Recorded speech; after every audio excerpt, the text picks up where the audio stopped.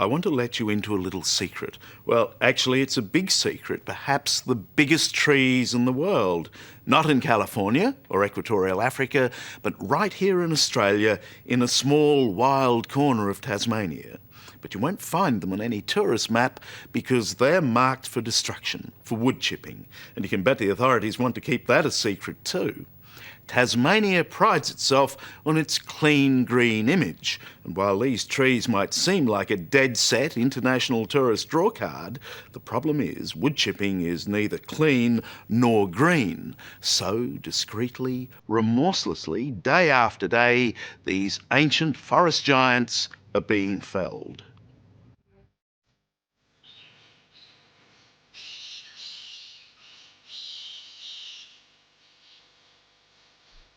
They call this place the Valley of the Giants. It's home to the biggest living things in Australia. Giant eucalypts, our largest trees, soaring more than 90 metres from the forest floor. They are the tallest hardwood trees on Earth and the biggest of the flowering plants. If they grew in Europe or North America, they would be a huge tourist attraction. But they grow in Tasmania, just 90 minutes' drive from Hobart, where until now they have been a virtual secret. The Valley of the Giants National Park, it's a very catchy expression, isn't it? It's got a nice ring to it. We like that, and that's exactly the sort of thing that we want from our community point of view. We want to say, hey, we've got something here that's great to see and experience. And whilst you really can't get an idea of how big this is just standing here, it is huge. Tim Morris is the mayor of the Derwent Valley, and these 500-year-old giants are his oldest and most venerable constituents. What we're about here is trying to convince our government and our community that this is much more important to keep it standing. Even while the mayor spoke, we heard the scream of the chainsaws no more than a kilometre away. It's a well-kept secret. Wood chipping and clear felling is an industry that dislikes publicity.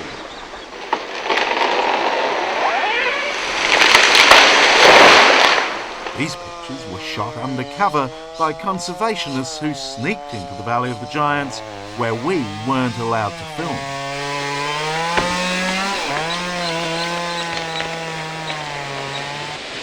I mean, obviously we will show some scenes of it is devastation. I can't think of another word. Are we wrong doing that? Well, Charles, what I think is important is that you put it in the right context. Paul Lennon, Tasmania's Deputy Premier, is the hard man of Tasmanian politics. His role to defend what so many regard as indefensible, turning these giant eucalyptus regnans into tiny pieces of wood chip bound for the paper mills of Japan. Did you ever think when you were given the forestry portfolio that you're being handed a poisoned chalice?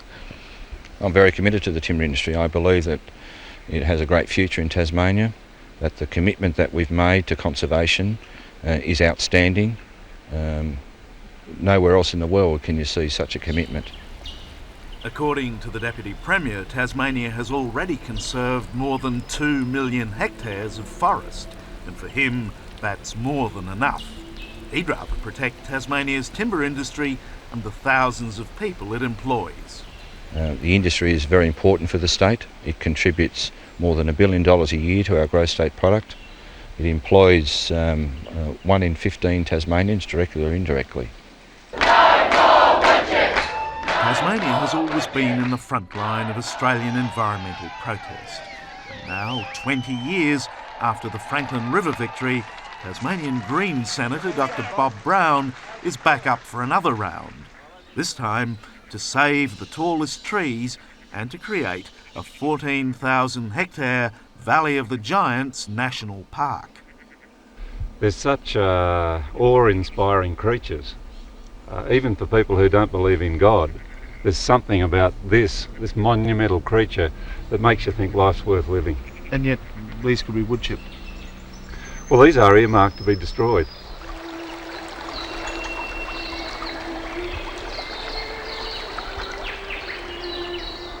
While this whole forest is to be clear-felled, still the Tasmanian Green Movement has achieved extraordinary success.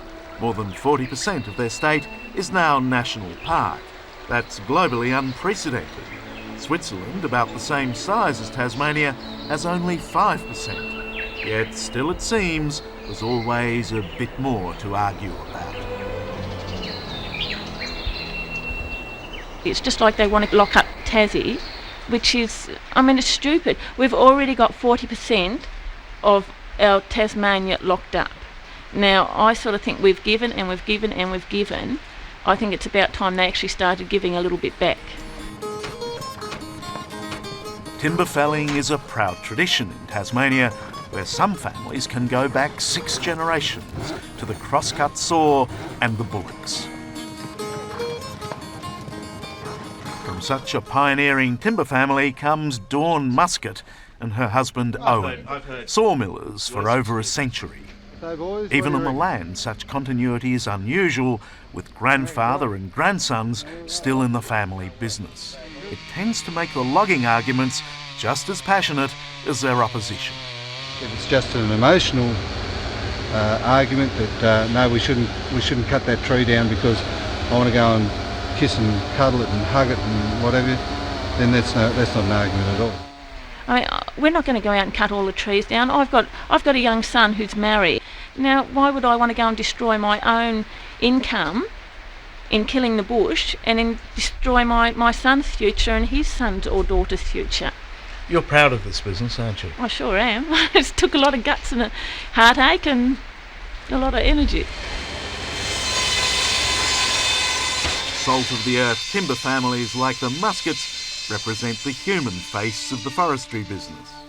Less acceptable to most people is the devastation which accompanies the current practices of clear felling and burning old-growth forest and replacing it with plantations. Which is exactly what's going to happen to the old-growth trees in our Valley of the Giants. The bulk of them will be turned into wood chips at not much more than $10 a tonne. In just a matter of minutes, the wood chip mill can reduce a 500-year-old forest giant to this.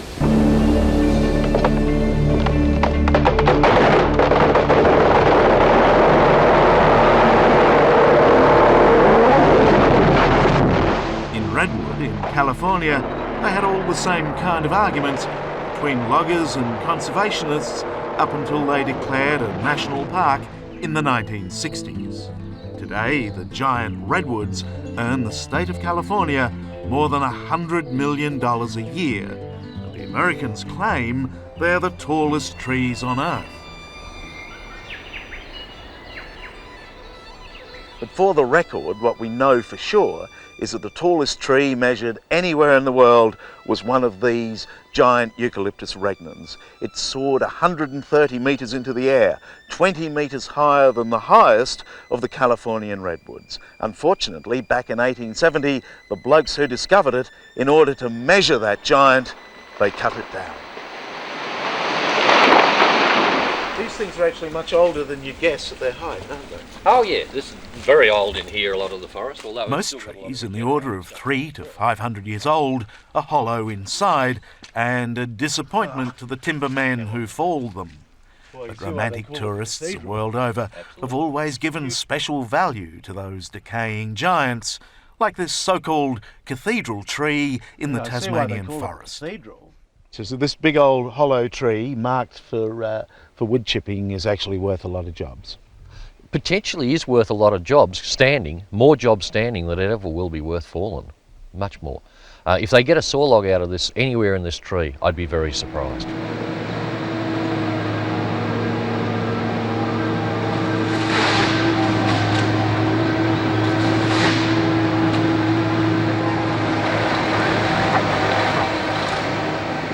Like science fiction monsters, machines like these are doing and taking the work of many men. If forestry does have a future, increasingly this is it. All passengers aboard, please. The preservationists like Mayor Morris see a different future, one of ecotourism. The first step, to reopen the valley's old railway line. Once it hauled logs out of the forest, Now they want to haul in tourists.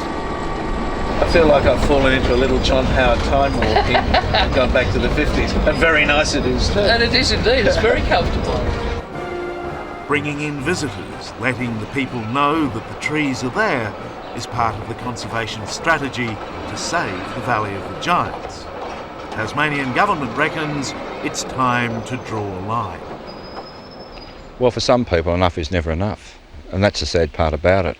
The most disappointing aspect, for me at least anyway, in the forest debate about Tasmania of the past 2 decades in particular, has been the non-preparedness of Dr. Brown and his friends to recognise that any gains have been made at all. When is enough enough? 87% of these are gone. We're fighting for the last 13%, and they want the lot. So far, all the forest giants we've shown you are marked for destruction or sustainable recycling, depending on your point of view. But on the very edge of the contentious 14,000 hectare Valley of the Giants is a small 15 hectare reserve, which we were proudly shown by Deputy Premier Lennon. Mr. Lennon's protected show tree was an amazing 90 metres high. Surely, if we make such a substantial commitment to the environment as we have done, by protecting 2.2 million hectares in the last 3 decades, then we ought to be free then to conduct our forest industry sustainably on the remaining areas. What the Minister's saying is that let's have a museum, let's put a little postage stamp collection of these in one spot, and that'll do.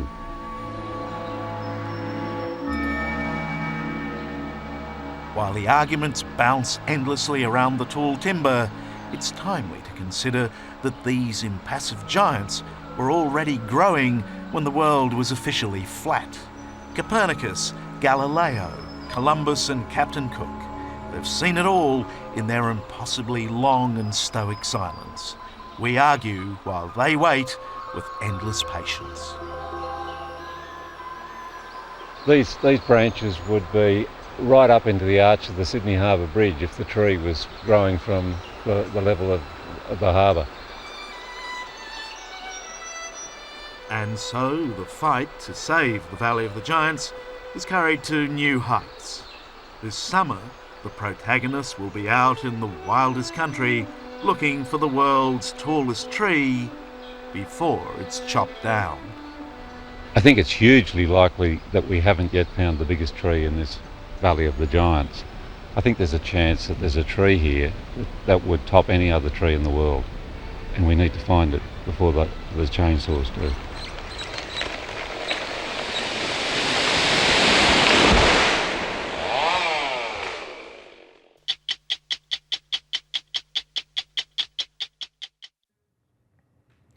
It's a sight you have to see, one of the last great wonders of the world. In the heart of Africa, a mass migration. Animals by the million, all thundering across the Kalahari, all headed for the same magical place, a vast oasis in the middle of the desert. It's called the Okavango Delta, and once a year it floods, creating the biggest, the most spectacular wetland on Earth. There are elephants and giraffes, hippos and monkeys, big cats and big birds, all kinds of wildlife. But sadly, its days could be numbered. It's a story of exploitation versus conservation, and there's a lesson there for all of us.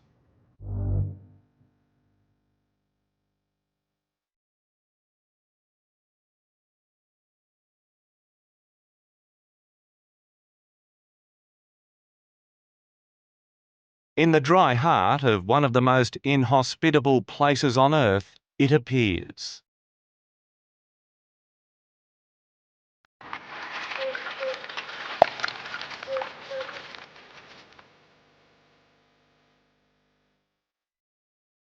A sparkling jewel in Botswana's Kalahari Desert.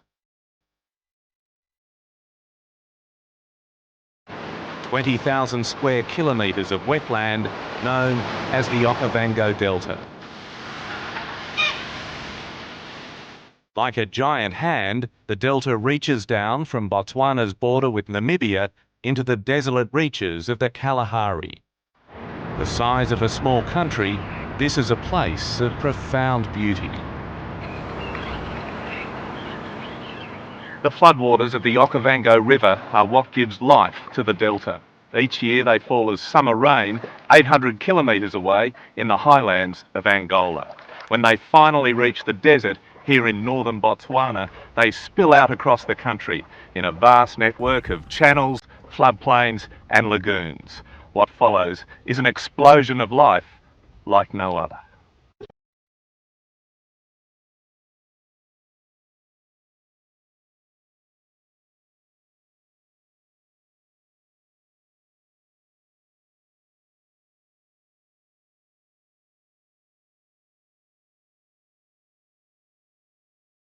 From all over they converge on these waters, an annual migration that's happened for hundreds of thousands of years. They come in their millions to feast, to preen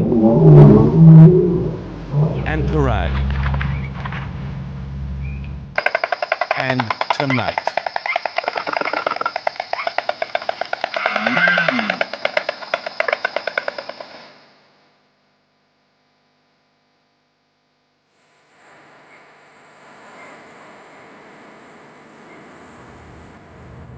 Mike, this is the most beautiful place I've ever seen. Well, let me tell you what. You know why? Because it's unique. It's unique. There's no other place like this. Few know the Okavango better than safari guide and documentary maker Mike Penman. You just love it, don't you? I do.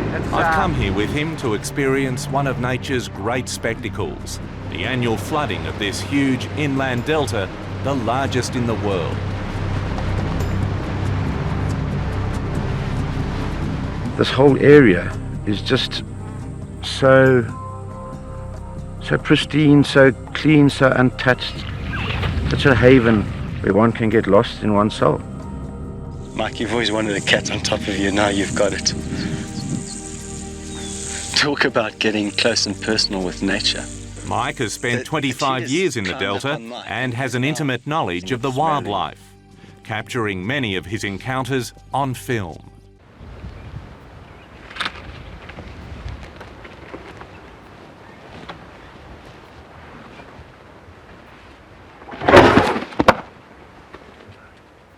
Over an unforgettable week, Mike took me on a journey deep into the delta. We barely got underway when I had my first Okavango experience. Bath time for some of the delta's 160,000 elephants in the remains of a sweltering day. So a mud bath to wrap up the day? Yeah, the mud bathing is actually a cooling system where they drink water, take on about 200 litres, then splash themselves down, and then they'll move onto the bank and they'll find a dusty area and they'll dust themselves where the mud cakes or the sand cakes to protect themselves against insects. Model life. Bathing, eating, sleeping. And a little bit of mating. Does it get any better?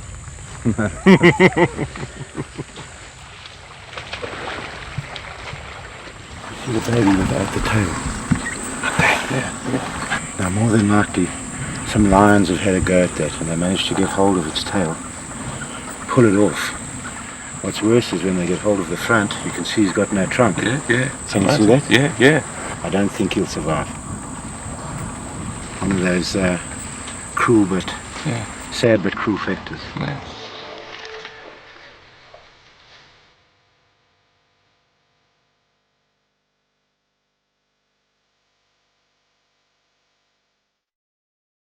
It's got a personality, it's a being.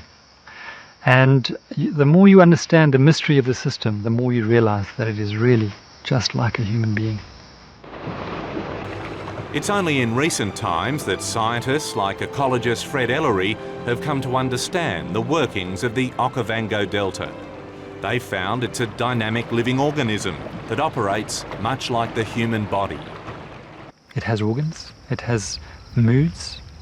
The moods change with the seasons. The moods change as the floodwaters arrive and as they recede. It really is a system that is a lot more than just the plants and animals that grow on it.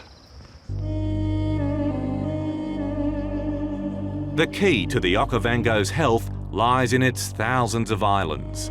They work like kidneys, filtering out enormous quantities of salt washed down with the floodwaters. Here, everything has a role in keeping the system alive, from the termites that actually create the islands to the hippos that carve out the countless channels. One can think of the channels as the arteries. They are the lifeblood of the Okavango Delta. And hippos keep these arteries from blocking. They create pathways for water to flow. And it's those pathways that sustain the life in a very real way.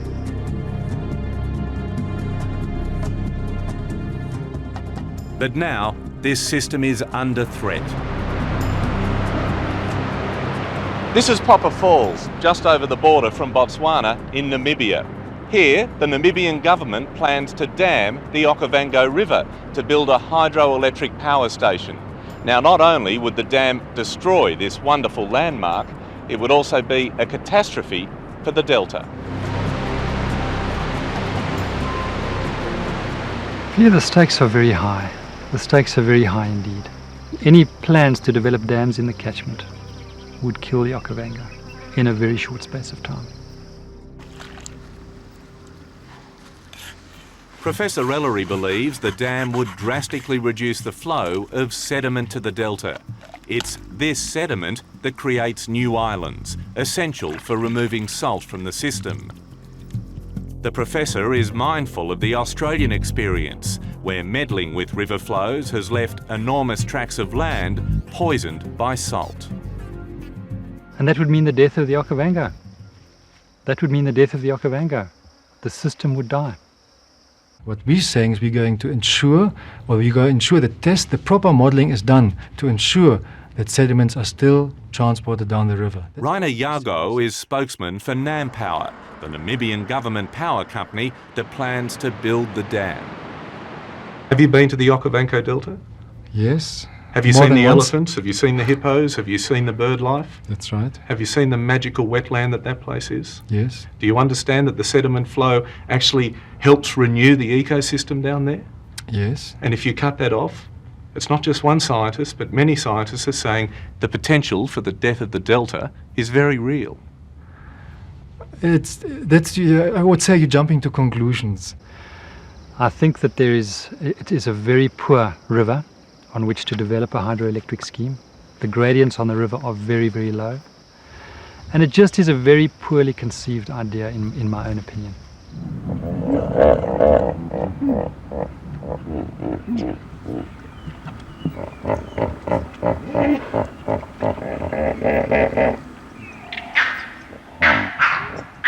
As the argument rages in far-off cities, on the tranquil backwaters of the Delta, life goes on.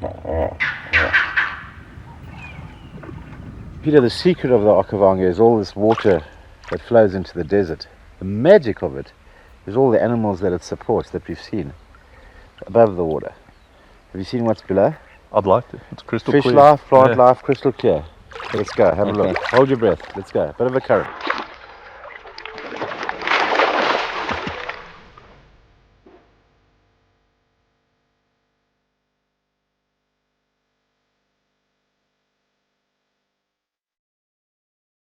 What lies beneath is a whole new world with different dangers. Here, the territorial hippo shares the balance of power with primitive Nile crocodiles.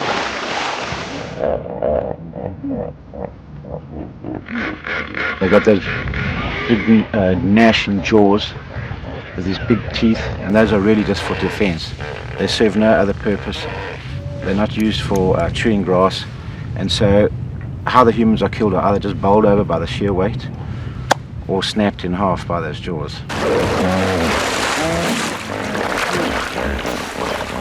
It happens so quickly that it's so difficult to... I mean, I remember it vividly when I think about it. But at the time, you don't feel fear, you don't feel pain. Okavango safari guide Di Tilden Davis is a remarkably lucky woman. She's one of very few people to survive a hippo attack. The attack happened while Di was filming this closing sequence for a documentary on the Delta. Moments later, she was fighting for her life. He had gone completely through my tibia and fibula. My fibula was completely destroyed. I think parts of it are still in the bottom of the delta. 2 years and 18 operations later, Di is undeterred by the attack, and she's desperate to get back to work in the Delta. In the meantime, she's thrown all her energy into campaigning against the Popper Falls Dam. As for that rogue hippo, well, remarkably, there's no hard feelings at all. Have you seen that hippo since he attacked you? I have. I've seen him twice, and he's doing very well. He's a big boy now. And he's got a little pot of his own, and he's quite happy. You talk with such affection for this. I do. We have a very special bond now. Very, very special bond.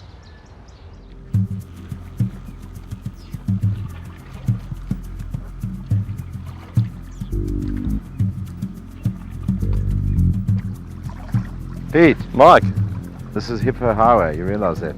The Hippo Highway? What do you mean? They're keeping the arteries open, don't forget. They're clearing the channels. They're out here somewhere. No road work scheduled today, I hope? No, it's a Sunday, it's the day off, Pete.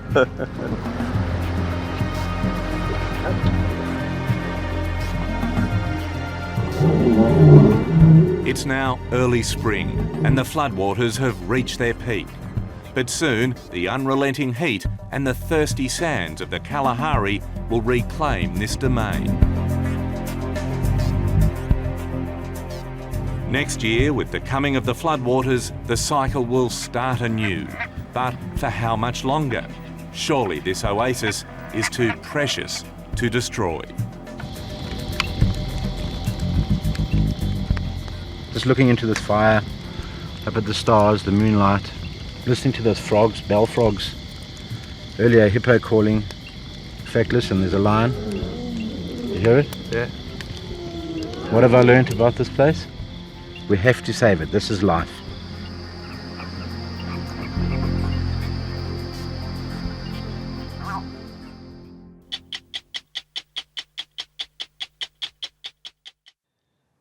If you're for nuclear power, it will save us from catastrophe. If you're against it, it is the catastrophe. Either way, with fears of global warming and diminishing fossil fuel supplies, it's certainly back on the international agenda. But there's one almighty barrier in the way of nuclear expansion: Chernobyl. It's now 20 years since that disaster, the worst nuclear accident in history. But Chernobyl is still Exhibit A in the case against nuclear power, and with very good reason, as you'll see when I take you into the very belly of the beast, into the heart of the Chernobyl nuclear reactor.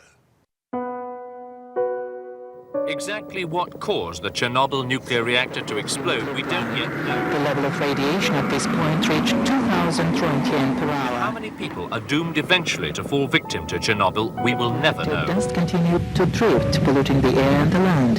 Helicopters attempted to decontaminate the air. Ever wondered what the world might be like 20 years after a nuclear war? Well, something like this is my best guess. Welcome to sunny town, Belarus. That's its name, sunny town. Chernobyl is about 10 or 15 kilometres over there across the river. None of this is blast damage. There is some vandalism here, but this place is just so radioactive, it's uninhabitable. We've been allowed just 1 hour to film here today before we must get out.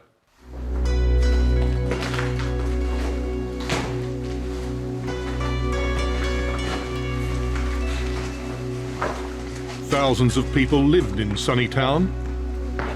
Then one day in April 1986, soldiers arrived and ordered everyone to leave. Just for a couple of days, the residents were told. But 20 years later, none have ever been back.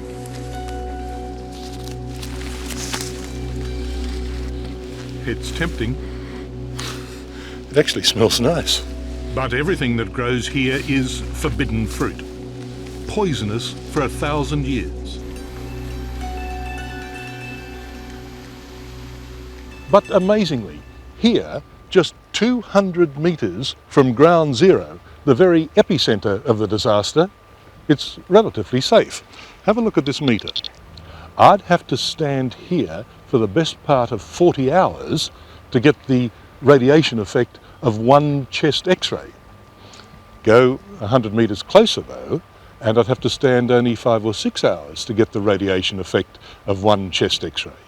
But after that, it goes like that, until you get to some of the hot spots inside where you're getting the equivalent of 30 chest X-rays a second. And at that rate, in a bit over 5 minutes, you're fried. So how can I be safe here when villages 10, 20, even 150 kilometres away are no-go areas? To answer that, we have to go back to that day in April 1986, to the control room of reactor number 4, where a handful of barely qualified technicians are trying to figure out what will happen if they turn down the power levels. They were trying to work out a way of keeping the turbine spinning as the nuclear reactor went offline. And in this case, they produced a low power level that went dramatically unstable. Australian scientist Professor Ian Lowe recalls that disastrous experiment. In the process, they breached no fewer than 6 specific safety guidelines and managed to produce a catastrophic explosion. We're talking about a structure that's equivalent to the size of the Telstra Stadium or the MCG to a height of 70 metres with a reinforced concrete roof, and the roof was lifted off and finished up collapsing sideways down into the structure. The fire raged for days. Helicopter crews flew suicide missions over the smoking ruins, trying to blanket the flames and fumes with sand. Completely unprepared for anything like it, the Soviets sent in teams of men, human sacrifices actually, to clean up the radioactive mess. These bio-robots could work for just a few minutes at a time before running for their lives. The blast threw radioactive debris and dust to 50,000 feet. One reason it's relatively safe here is this whole area, roads, footpath, grass, everything, down to a depth of 1.5 meters, has been dug up and replaced with fresh stuff. Another reason is a huge concrete shell has been built over the top of the destroyed reactor. It took 6 months and 300,000 workers to build this sarcophagus, a giant tomb of steel and concrete, designed to seal in tons and tons of nuclear fuel, now mixed with once molten rock, that runs like a frozen black river through the heart of the ruins.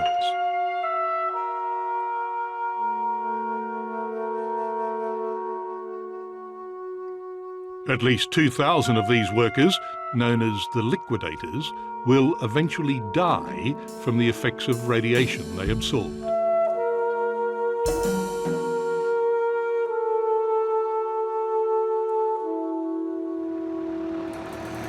Today, Chernobyl is surrounded by a 30-kilometre exclusion zone guarded by militia. Okay.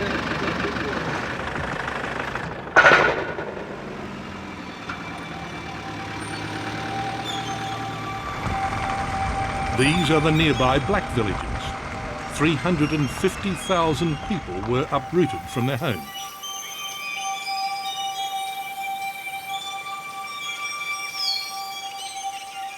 Here, a graveyard for the thousands of contaminated vehicles used in the cleanup. Trucks, helicopters, buses, fire engines. And then, emerging from the undergrowth, a city.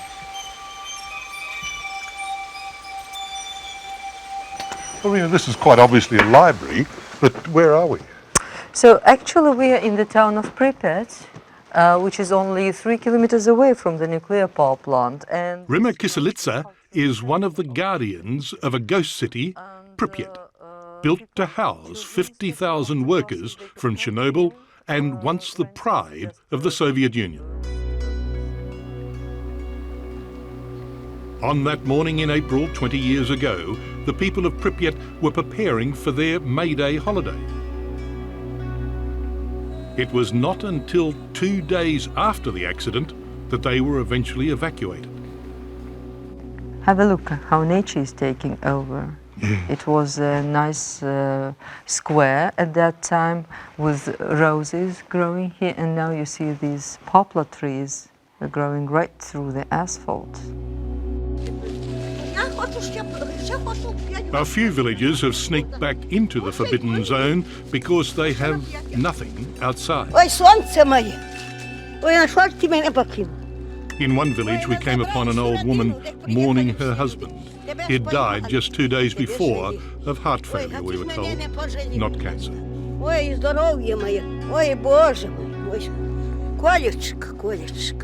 The number of casualties from Chernobyl is still hotly debated. Somewhere between 4,000 and 24,000 people will eventually die as a result of the radiation from the accident. But in Belarus, the country most affected by the fallout, doctors say the human cost of Chernobyl is still being counted. You can see his head is very big. The size of his head is very big, and there is water in his brain. And so, his prognosis is not very good. In the wards of the Gomel Children's Hospital, Dr. Irina Kalmanovich says she has observed a sharp increase in the number of premature births since Chernobyl. Our scientists have opinion that prematurity born children is effects of Chernobyl. And it gets worse. Outside the clean white wards of the hospital, parts of Belarus have reverted to the Dark Ages. This is an orphanage for mentally ill children. No one can say for sure if birth defects like these are caused by Chernobyl. We've had one little pal here who escaped. Oops, a daisy. Oh,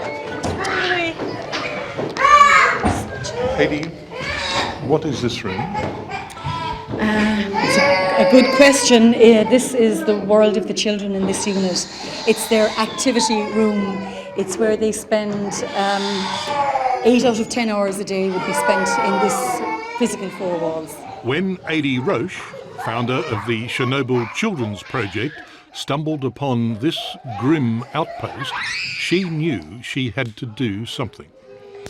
It's hidden away in a no man's land on the road to nowhere, and they have to be self-sufficient in food. So the children that are mobile, the children that are able to independently move, have to work in the fields to grow food so that they can feed the other children here.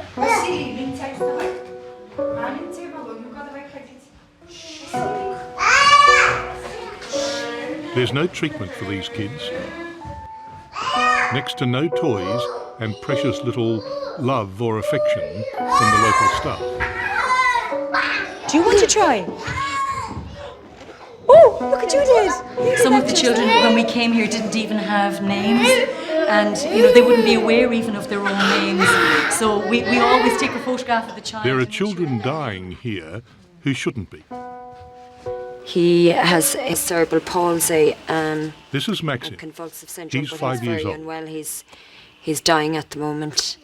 In his last days, this little boy will at least know the touch of someone who cares, an Irish angel, a volunteer nurse from the Chernobyl Children's Project. What's a rational reaction when faced with this horror? Despair? There's a bunch of builders here who refuse to give in. Yes, indeed. These are the boys from Ireland. More Irish volunteers have come here in their holidays and at their own expense to help. You do it for nothing? Absolutely nothing, I love it. The worst reason in the world to go to work is for money. So you come over here, you get pleasure out of it, you know. I didn't know there were blokes like you left in the world. Oh, there is. There's plenty of us here.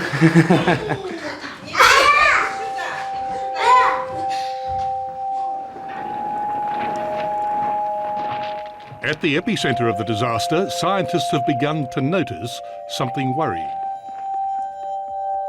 The sarcophagus, so hurriedly thrown together at the time, is now leaking. There are more than 100 square metres of holes and cracks in the shell, letting radiation out and rainwater in.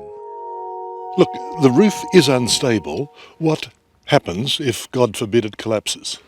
So in that case, all this radioactive dust which is accumulated inside the shelter facility will be spread on the territory of the 30-kilometer exclusion zone. Just 30 kilometres? Just 30 kilometres. Why are you so confident about that? That's because I was told. Oh. Some nuclear scientists aren't so sure. They're urgently calling for a new sarcophagus, a 20,000-tonne steel structure that would be built close by and slid over the existing shelter. It will cost over $1 billion if it's ever built. Despite many pledges, the money still hasn't arrived, and time is running out. This is part of the reactor core as it lies now, all 3,000 tonnes of it, and it should be like that. The roof here is made of 1.5 mil steel plate. That's not much thicker than a thumbnail, and it just sits there. It's not even tack welded in place. They couldn't use anything thicker for fear that the weight would cause the whole structure to collapse. After 20 years, it's starting to rust through. Over here is the control room that set it all off. Now, the authorities have said we can go in there for just a few seconds.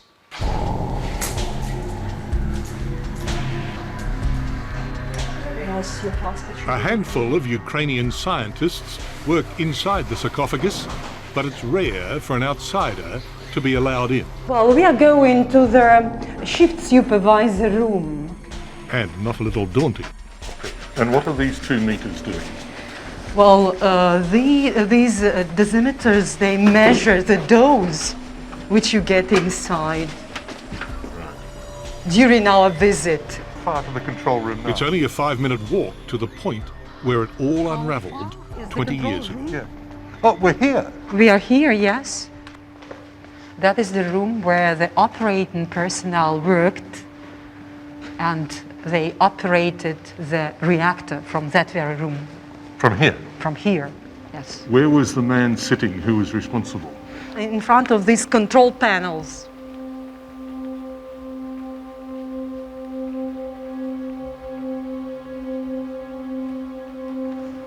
"20 years ago, 1:23 in the morning, the day after Anzac Day, the man sitting at one of these panels here pushed one of these buttons and set off the worst nuclear disaster the world has ever seen.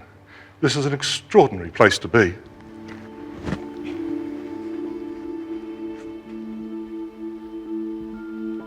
It is truly a moment frozen in time. You think about the man and his mistake, but also remember that he stuck to his post for hours trying to shut down the reactor core.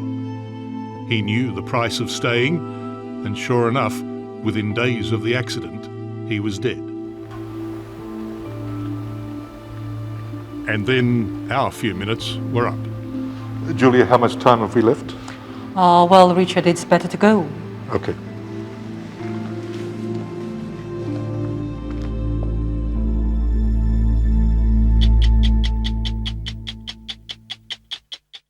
From down here, it sometimes looks like sheer madness, glory at any price. But there's something about Everest, a mystique that lures adventurers from all over the world, too often to their death. In fact, more than 200 people have died trying to conquer the mountain, at least a dozen so far this year. We've just lost pioneer Australian climber Sue Fear in the Himalayas. And of course, there's also Lincoln Hall, presumed dead last week, then miraculously rescued. His survival is the stuff of legend. But as Peter Harvey reports, it also raises difficult moral questions, like how could anyone leave a man for dead?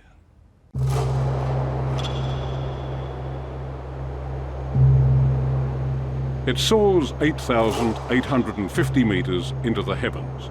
The air is so thin it's almost impossible to breathe. Everest is a place of great beauty and death. And in recent weeks, this mountain's exacted a terrible toll. Oh, it really is. It is such a place of awe.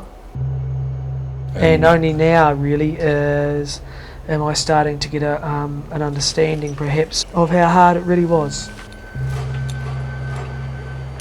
13 people have lost their lives on Everest this season. It's a place that is extremely unforgiving.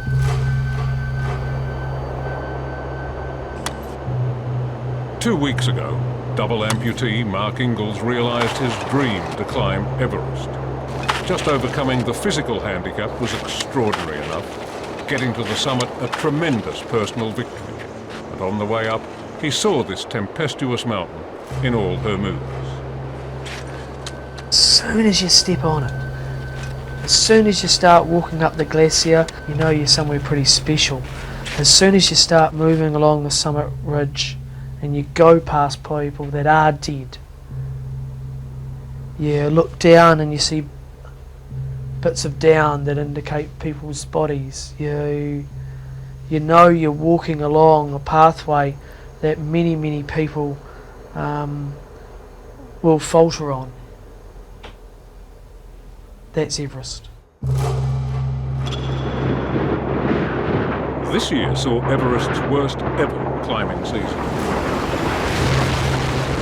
But amidst all the tragedy came the remarkable story of Lincoln Hall's survival against seemingly impossible odds. Left for dead just below Everest summit, Hall made a dramatic return to base camp, frostbitten and incoherent, but still very much alive. But yeah, I'll Tell her you're well, come on. Yes, I'm well. Everyone's saying I'm well, Lee, that's what I need to tell you. Yeah, they've been forcing food into me, like bastards. As Hall recovered in a Kathmandu hospital, serious questions were being asked about why so many people died on Everest, and how climbers could walk past fellow mountaineers who were clearly in trouble. It seems, in the mad rush for the summit, towering ambition got in the way of common sense and basic human values. It's almost a free-for-all, and it's inevitable, in my view, that these things occur. Now there's so many numbers that I really believe that it's blinkering people. It's a pressured situation. You know, everyone's out to get to the summit, and it's ugly. They're on the top! Tim McCartney-Snape is Australia's most celebrated mountaineer. He's climbed most of the world's highest peaks, including Everest twice. The first time was back in 1984 with a team that included Lincoln Hall. But on that attempt, Hall had to turn back with altitude sickness just before the summit. Lincoln made a very sensible decision. If he'd kept going, he would have, the pace he was going, he wouldn't have made it to the top. But these days it takes far more than that for climbers to turn back. They've invested too much time and money to lightly give it away. The majority of people who go to Everest are trophy hunters these days. There's a terrible poverty in spirit in people who think that Everest can be a trophy. I believe, unless it's done in the spirit of real mountaineering, it doesn't have much value. How's your chest? Oh, this is not good yet. While Lincoln Hall was lucky enough to be saved by a passing climber, it was the death of British mountaineer David Sharp that highlighted this single-minded obsession with reaching the summit. At least 40 people passed Sharp, who was still alive, as they made their way up the mountain. Mark Ingalls was one of them. What did you think at the time? I thought, you poor bugger. You know, he'd gone. It's you poor bugger. It must have been a very tough call for you to make. Very tough call. And it gets tougher on Everest because you step over more bodies.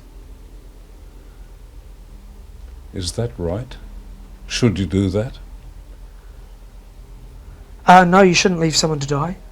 You did. No. You did? Actually, no. Mark thought he'd return home to New Zealand a very favoured son, but instead he's caught in a storm of controversy over David Sharp's death. A row every bit as ferocious as a full-blown Everest cave. My family, myself, have come under intense criticism for not saving someone who wasn't able to be saved. I have absolutely no regret over what I've done. I have a huge sadness for the family of the person that died up there. Of all people, Mark Ingalls should know what it's like to be trapped, injured and vulnerable on a frozen mountainside. Ingalls lost his legs 20 years ago when he fell victim to a raging blizzard. He spent 14 days in a snow cave on New Zealand's Mount Cook, finally rescued on the brink of death. Frostbite took his legs. Did it cross your mind that there was something more you could do? Because of what you are and who you are. But for them? No. No, probably the opposite, really. It was get out of the way. You're a pretty hard person, aren't you? No, not at all. I'm as most people, I'm as soft as anyone. No, you're not. I'm as soft as anyone. It's just I was in an environment where there were far more competent people than me. In the final analysis, the thing that killed David Sharp was a very bad choice. He went for the cheap option, a bare-bones expedition without even one of the vitally important Sherpas, the Himalayan lifesavers. Clearly, he got himself into a situation that shouldn't have happened. It really shouldn't have happened. There should have been people on the mountain that knew his whereabouts and were keeping an eye on him. But that presumably was his choice. Yes, it was his choice, and turned out to be a pretty bad one. This year's disastrous climbing season has frightening parallels with the 1996 season, when 8 people died during a ferocious blizzard. Many of the victims of the 96 disaster were also inexperienced climbers on commercial expeditions. But the lessons of that tragedy were lost. Mount Everest is an extremely crowded mountain. There's a lot of people wanting to have a crack at standing on the top of the world. Hundreds? Literally hundreds. It's like one step in front of the other, one step in front of the other, sucking on air. 21-year-old Rex Pemberton became the youngest Australian to climb Everest exactly 1 year ago. He found himself walking into a 3-ring circus. I think there is a certain extent of selfishness on Everest. Climbers wanting to get to the summit, and that can be quite dangerous for other climbers and for themselves. Is that how people like David Sharp get passed by? In a way, I guess so, yes. Can you conceive of a situation where you'd walk past a person lying in the snow? If I was there on the summit ridge of Everest and there was a body or a injured climber lying in the snow, I would have to make that decision at that point in time. And I'm honestly sitting here in Australia, I'm not sure what I'd do. We are looking back down the valley where I've climbed from, and I'm feeling pretty good. Even experience and all the preparation in the world is no guarantee in the Himalayas. Just last week, Australia's most experienced woman climber, Sue Fear, a veteran of years on the world's most dangerous mountains, fell to her death. Well, it's ironic what happened to Sue. I mean, she was a very cautious climber. She was a very sensible person. But sometimes the risks are your number comes up and you don't avoid the risk. An accident happens. It's just rotten bad luck. To an outsider, it's hard to understand why anyone would want to venture into such a forbidding place. One false step or a sudden change in the weather and you're dead. Which makes Mark Ingall's achievement even more remarkable. Able-bodied men have failed where this double amputee succeeded. Now, I walked the end off my stumps. That's what I did. I climbed the ends right off my stumps. That reminded me I was a double amputee. That reminded me of how hard it was. That reminded me of how fragile I am. The trek to Everest was a long one. Starting on Mount Cook, an endless series of painful steps.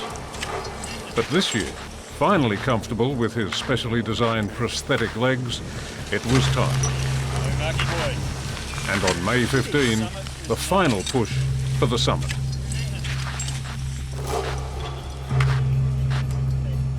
You come out and you're on the summit ridge of Everest. It's only about 20 metres away, the summit. And you climb along it, and you climb along it, and you climb along it, and then all of a sudden, there's nowhere else to climb. You just come to this one place, and then it just drops away, and you are on the roof of the world. What do you think? Right then. Relief. Time to get out of here. If you want to survive, you get out of here now. You're in a place that humans don't belong. You need to get out of here.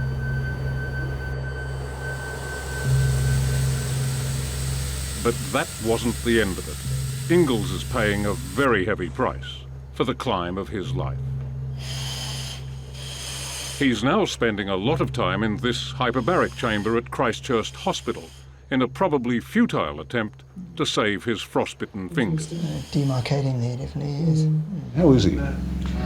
Well, I think Mark's in amazing shape for what he's gone through. He's got obviously awful problems with his fingers and his stumps. And you've lost a bit of weight, haven't you? Yeah, about time too. Yeah, about time. But overall, he's in great condition. Was it worth it? Oh yeah. Why? Stand on top of Everest and find out. Yeah, that's the essence. Yeah, fight your way to the top of Everest and fight your way back off it. And it's worth the odd pinky. I'm a bit disappointed about the stumps, but worst comes to worst, I'll just be a wee bit shorter. Everest is simply overpowering. To the mountain people, it's a goddess. She can be benign. She can also be terribly cruel. It's a place where human life is just hanging on by a thread. If you take it for granted, you'll kill yourself. But all the danger and all the hardship is no match for the lure of the mountain. It's an attraction that may be fatal, but it's an attraction no mountaineer can resist. Everyone focuses on what it's like to stand on top of Everest. That's not what it's like. It's what it's like once you get back down and you look back up and you know you've bloody done it. That's what it's about. That's what it's really about.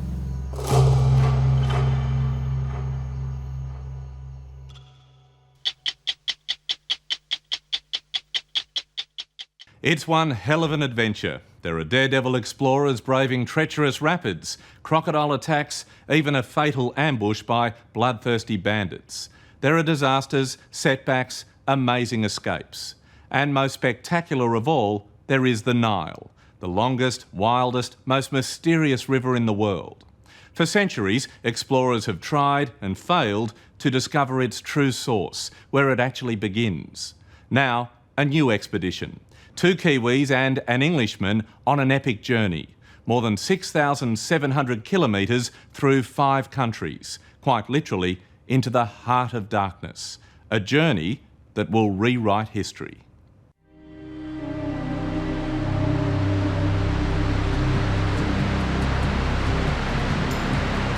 This is the longest river journey in the world, breathtaking and treacherous. For more than 6,700 kilometres, it winds through Africa, past ancient cities and people untouched by time. Its wildlife is fearless and its waters wide.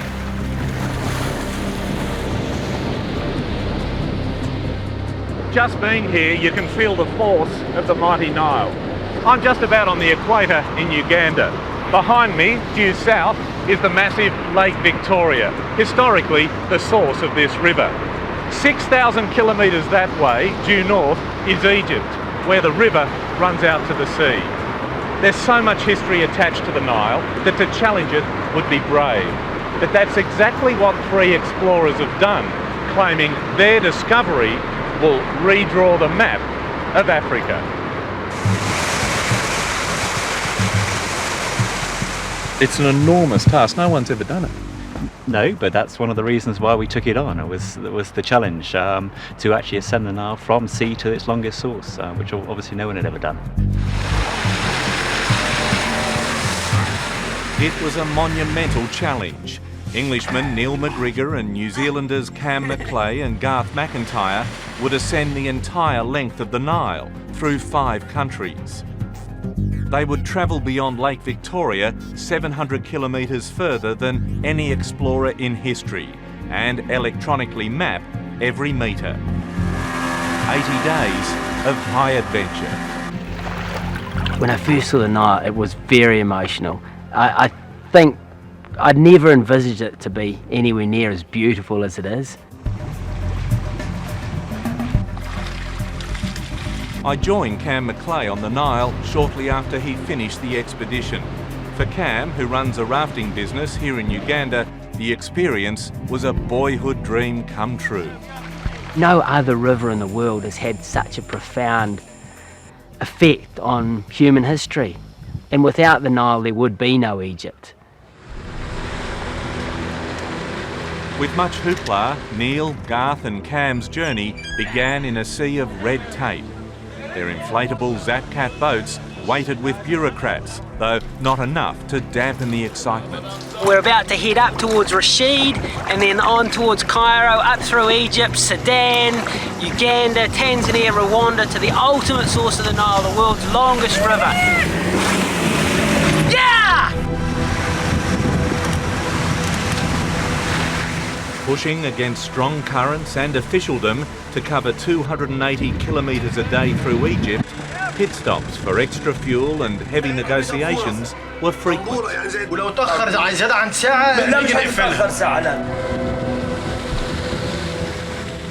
We left behind a folder of paperwork about that high in Egypt and crossed into Sudan with no paperwork and no escorts.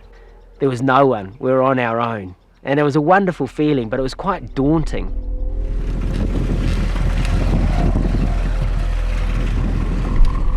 Armed with only their video cameras, the 3 friends entered a strange and different world. Look at that. In southern Sudan, they stumbled across ruins at Jebi Bukal from the Upper Egyptian Empire. We had no one to pay an entrance fee to, we had no one to tell us which was which, and so we scaled up the pyramids and we explored them in our own time and stood in this desert and thought, this is absolutely amazing.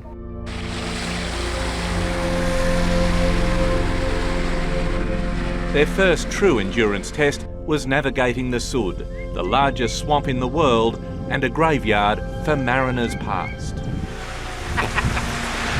For a bath? The Sud covers thousands of square kilometres, a maze of narrow channels with reeds standing 4 metres high.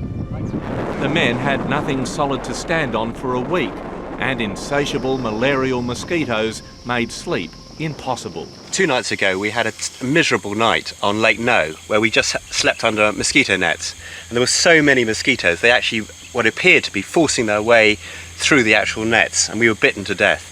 Last night we set up our tent arrangement, and you can see what we saved ourselves from being bitten last night.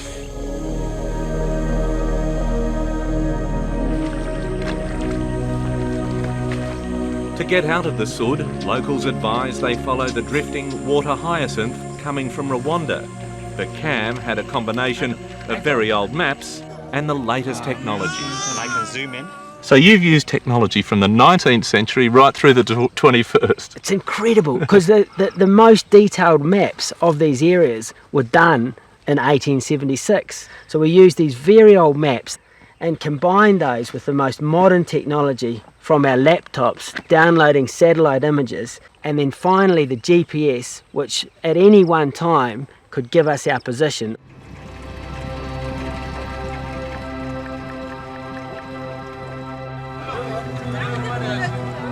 Beyond the Sud, in deepest Sudan, the Dinka, the tallest race on earth, appeared along the shoreline. And these figures just rose up from amongst these white cattle, these dark figures, completely black, and these grey figures covered in ash and mud all through their hair. We were quite intimidated by them, and they were certainly intimidated by us. Eventually we started interacting with the children, doing little dances on the raft, and the children were dancing back and laughing, and then we spent 2 hours wandering amongst them.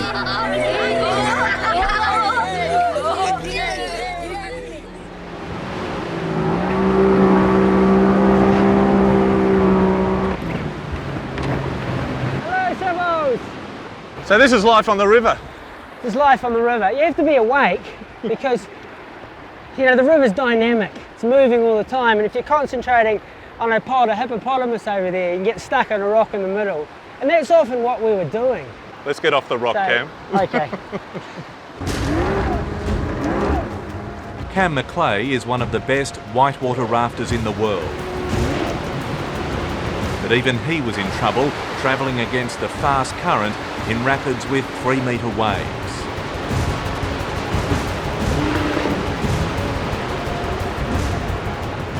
How dangerous can these rapids be, Cam? They can be very, very dangerous.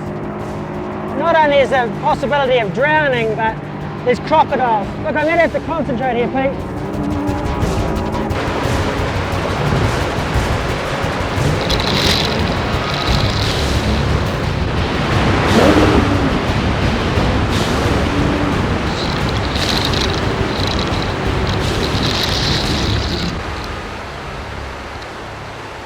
In South Sudan and in Uganda in particular, crocodiles and hippos were everywhere. You must have felt very vulnerable at times on the river. Oh yeah, at times we felt very vulnerable, and we felt like the boats were very, very small.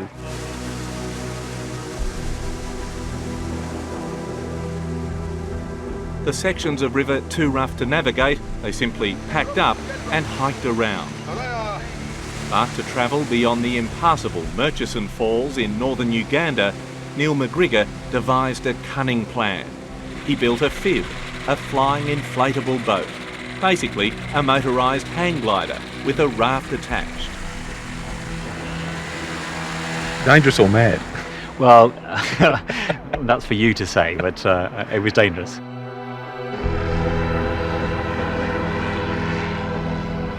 Taking off from a Nile River runway full of hippos, crocs, rocks and rapids, Neil flew 16 trips carrying equipment over the falls until he saw Cam's boat capsized in the rapids below. Trying to locate him from the air, Neil lost control of the fib and crashed into the cliff. Then there was this huge explosion, and you know, my heart missed a few beats, and I thought for sure that he was dead. By the time I got there, the fib was upside down, there was strong smell of petrol, and he was actually standing up beside the fib, and I couldn't believe it. You know, it could have been very much worse because all that happened was that I broke my leg. The party was now stranded in the jungle at the foot of the biggest rapid on the Nile. Cam called a friend who lived nearby, Steve Willis, who offered to rescue them. The next day, they loaded everything into Steve's Land Rover for the drive to safety.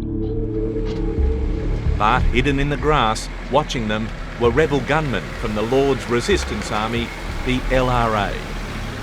So it was a road like this you were driving along? It was very much like this. We were driving along, the bullets started hitting the car. They were coming from nowhere. The grass was so high, we couldn't see.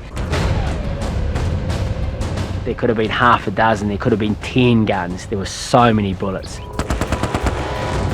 Under fire, Scott Willis veered off the road into a ditch. It was every man for himself. Cam fled into the big game park. Barefoot, he ran and ran. I kept thinking as I started moving through the grass, you've got to be like a leopard. They move quickly, they move stealthily, and nobody can see them. With his broken leg, Neil could only crawl a short way before he was captured. The rebels then forced him to loot the vehicle. They made me get down off the vehicle and kneel on the ground, and I realised this was the point when I was most likely to be shot. And I remember distinctly saying, "Oh no," and just amazingly they turned around and left without a word. They spared your life? Yeah. And I can only think they'd run out of bullets. Because nobody can believe that I was spared under those circumstances. That just doesn't happen. Searching for the others, Neil found the body of Steve Willis lying nearby. He'd been shot dead trying to escape. A friend's been killed, you've been spared your life, you're out in the middle of nowhere. How are you still making rational decisions at this point? I don't know.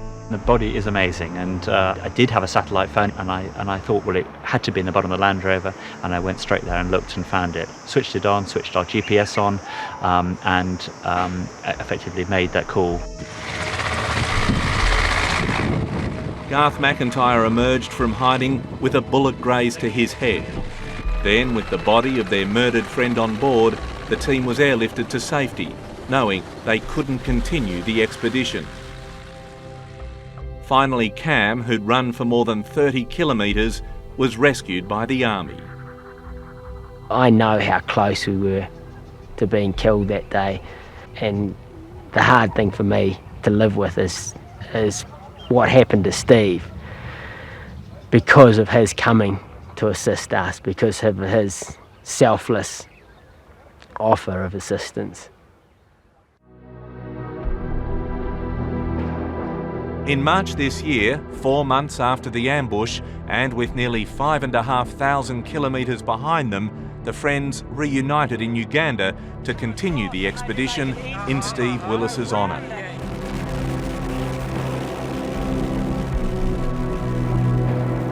This time though, a helicopter handling the heart-stopping boat lifts over the remaining rapids.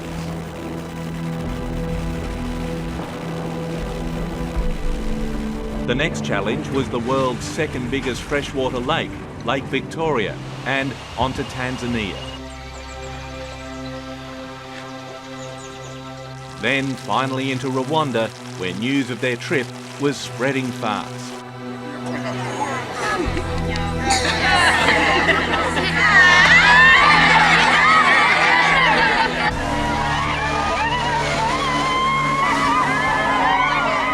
Eventually, the river became a trickle. They abandoned their boats to walk the final leg through thick jungle, relying entirely on their satellite navigator, the GPS. We went down what I can only describe as animal tunnels, small sort of wild boars and pig-like tunnels, which were no more than 2 foot high, which our pack kept getting caught up on. I ended up with calluses on my knees from crawling so far, and we were down to doing no more than sort of 200 yards in an hour. That's how difficult it was. In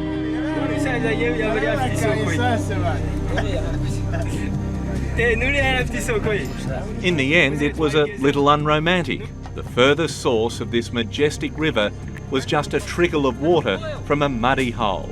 But what an extraordinary achievement. It was a huge dream, and we exceeded all our wildest expectations and what we came across, the challenges we faced, what we saw. And so to get to the end, we were absolutely delighted that we could have done it, but we were disappointed that it was finally all over.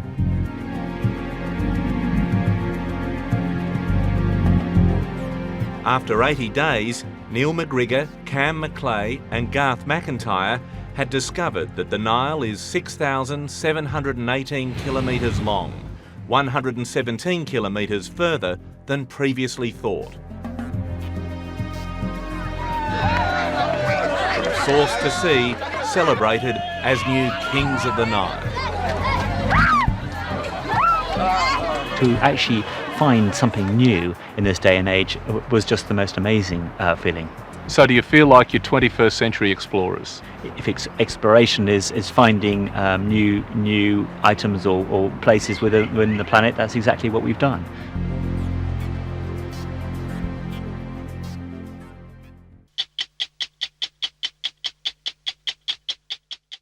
You stand there in awe, overpowered by their sheer magnificence. No wonder we've been intrigued, totally baffled for more than 4,000 years. And of all Egypt's pyramids, the Great Pyramid at Giza is by far the most mysterious. It's so imposing, so perfect, you can see why many insist it couldn't possibly be the work of mere mortals. It has to be a creation of the gods, either that or aliens. But at last it seems this ancient riddle has been solved. There's one man who reckons he's figured it all out. And he's willing to share his amazing discovery with us, to take us to the very heart of the mystery, deep inside the Great Pyramid, where very few have ever been.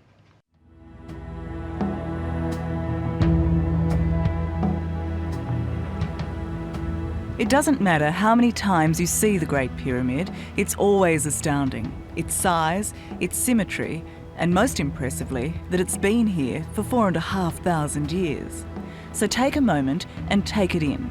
The tomb of the pharaoh Cheops, or Khufu, as he's known here.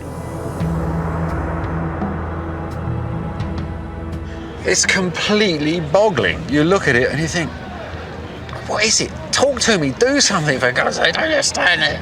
It's sort of really weird. British archaeologist John Romer first saw the Great Pyramid 40 years ago. Ever since, like so many others, he's been trying to figure out how it was built. You know, there's an old Arab saying, man fears time, but time fears the pyramids. It's the oldest thing in the world. It just stands there. They're impressive today, but imagine the pyramids in ancient times. Completely white, shimmering in the desert. Visitors to this land must have just looked and wondered, and they probably asked the same question we ask today. How did they do it?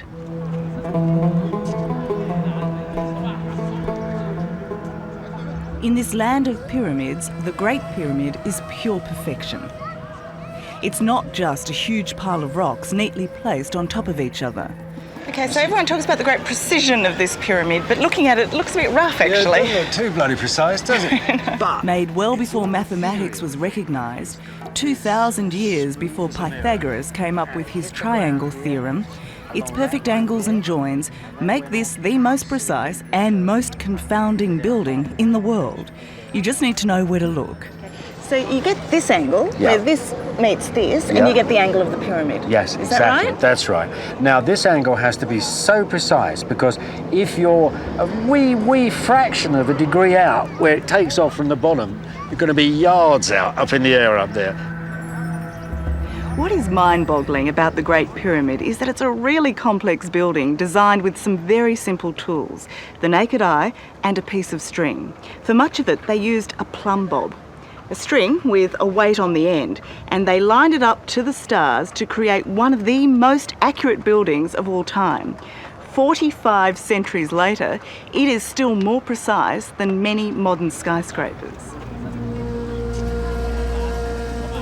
Obviously, the precision was no accident, but how the ancient builders got it so right without modern equipment, no one's worked out until now. So what are we looking at here? Well, this is one of the 4 survey points that are absolutely key to understanding how this pyramid was made. People have been tripping over these survey marks for centuries, but extraordinarily, John Romer is the first to see their significance, to crack one of the pyramid's startling secrets. That's the third one. That's the third in the line. Yep. This one here is really exciting.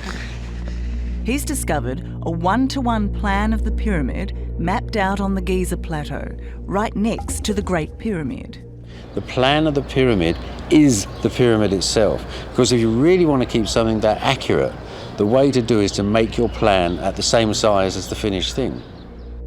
By measuring out the life-size plan with string, the Egyptians were able to get their ancient calculations, cubits, perfect.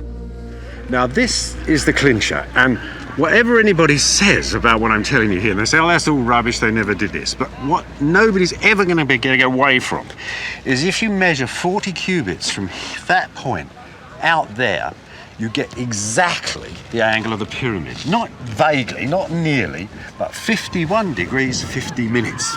So what does that tell you? What are we standing on here? We are standing on a sort of design lab. This is where they controlled the architecture of the pyramid. But John's discovery doesn't stop there. He believes he's found yet another plan, one for the inside of the pyramid, similar to the exterior but slightly offset. The difference between the two grids giving the pyramid its magical angles. Why haven't these two plans been discovered before now? People were looking for a single design. And what I found was there was no single design, there were two. You know, two designs just slightly disjuncted one from the other, rather like a double helix. And that, I think, put earlier people off, because what they imagined was there must be a single plan. It's called Mahmoud's Hole. You go in, and the stonework is just as well laid in here as it is outside. It's here, inside the Great Pyramid, where the accuracy counts, in its steep, confined corridors. This is the world's most accurate rock-cut tunnel. These tunnels are so narrow because they weren't built for access, but as control lines for the builders. This is where the roots of the pyramid, this is where it all began. We're now entering the biggest space in the pyramid, the Grand Gallery. Look at that, huh? The Grand Gallery. And it is grand, isn't it? And the majesty of its polished walls and vaulted ceiling takes your breath away. When we get to this, which is the masterpiece of the whole bloody pyramid, this is... At the top of the Grand Gallery is the Great Step, a big piece of stone smack bang in the middle of the pyramid. And to the ancient Egyptians, partway through their construction, proof the pyramid was on track. It's the refoundation of the pyramid. You know, this is the centre line. We're setting it up again. So the head of the pyramid, the point of the pyramid, was exactly there. That line up, exactly where my point of my finger, 300 feet up there. Creepy, really creepy. So this proved to the ancient Egyptians that they'd got it right to this point. Well, it didn't. They sort of thought they had, because they're nowhere checking. No, that's right. But they get to this point. And they're dead on. We can't find anything wrong with them at all. Duck down. One more short, cramped journey, and we're in the heart of the pyramid, in King Khufu's burial chamber. So here we are. It's the burial chamber of the king. The climax of the pyramid. That's where he was buried, over there. Of course, they never found him, did they? No, and his name's not on the box. There's nothing. It's completely plain. It's like the other rest. There are no ornate hieroglyphs in this large tomb, but its granite walls are perfect. These joints are fantastic, aren't they? Yeah.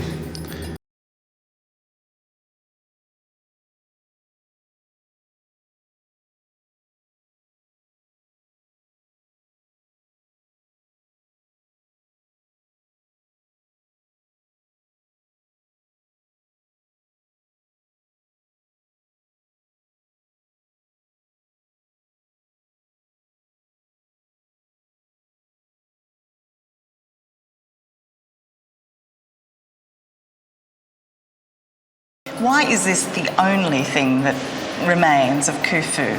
It's just chance. All of ancient Egypt, what's left is just chance. You get one king, you get 100 statues, you get the guy who makes the Great Pyramid, you end up with this. You like this little statue, obviously. Well, he's a friend of mine.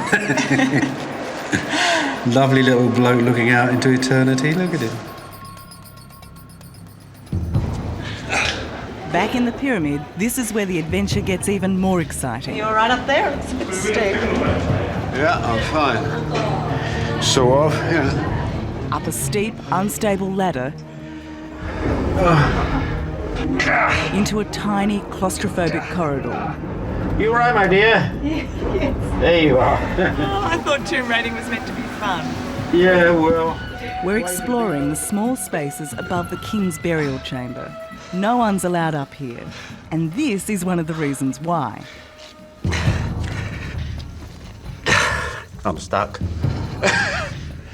What makes this crazy journey worth it is that it's here, in these hot and airless chambers, that you get to see the marks of the pyramid makers.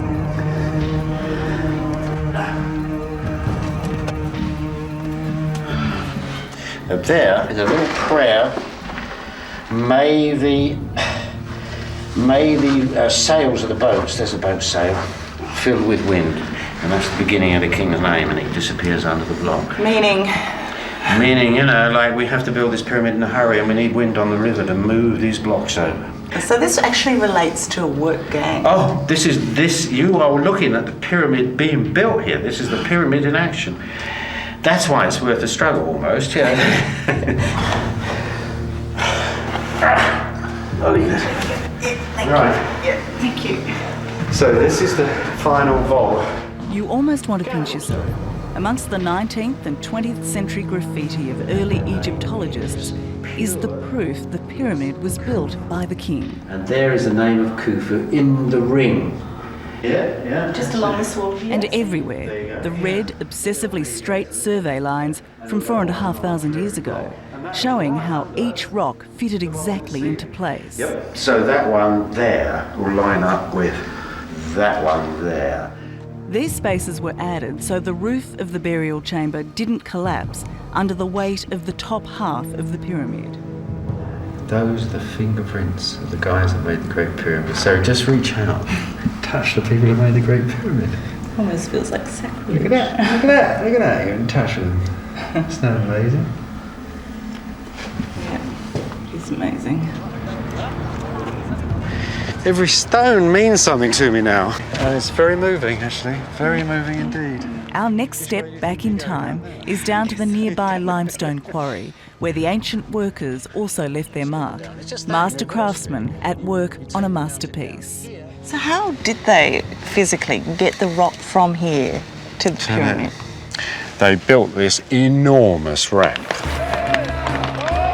The great thing is that you can get half a dozen men and a lot of water, stick a stone on mud, and you can slide it like ice. So they were rock haulers from way back. Rock haulers and loving it, apparently, from what I can gather. So what about this idea that these were slaves who had to work these quarries, that they weren't willing workers at all? No, this is a work of passion, I think. This is passion you're looking at here. The sheer integrity of this work, the purity, nobody gets... If you're working to hundredths of an inch, it doesn't help with somebody whacking you on the back. At the height of construction, there were 25,000 men building the pyramid, and John's also discovered they made it far more quickly than first thought. On average, these stones each weigh 2.5 tonnes. There's just over 2 million of them, each chiselled to fit the other, a bit like a jigsaw puzzle if you like. It's precise, intricate work, but there was also a building frenzy going on here. The ancient Egyptians were laying these enormous stones, 2 of them, every 3 minutes. Now, they slowed down a little bit as they got towards the top, but overall, they kept up that frantic pace for 14 years. 14 years. Yeah. Not a lot, is it? No, not for something so big. It's absolute overkill. They never did it again. It's just this one unique building. What was magical to them when they finished it, as it would be to you and I if we'd finished it, it was like, we just made that? That's incredible.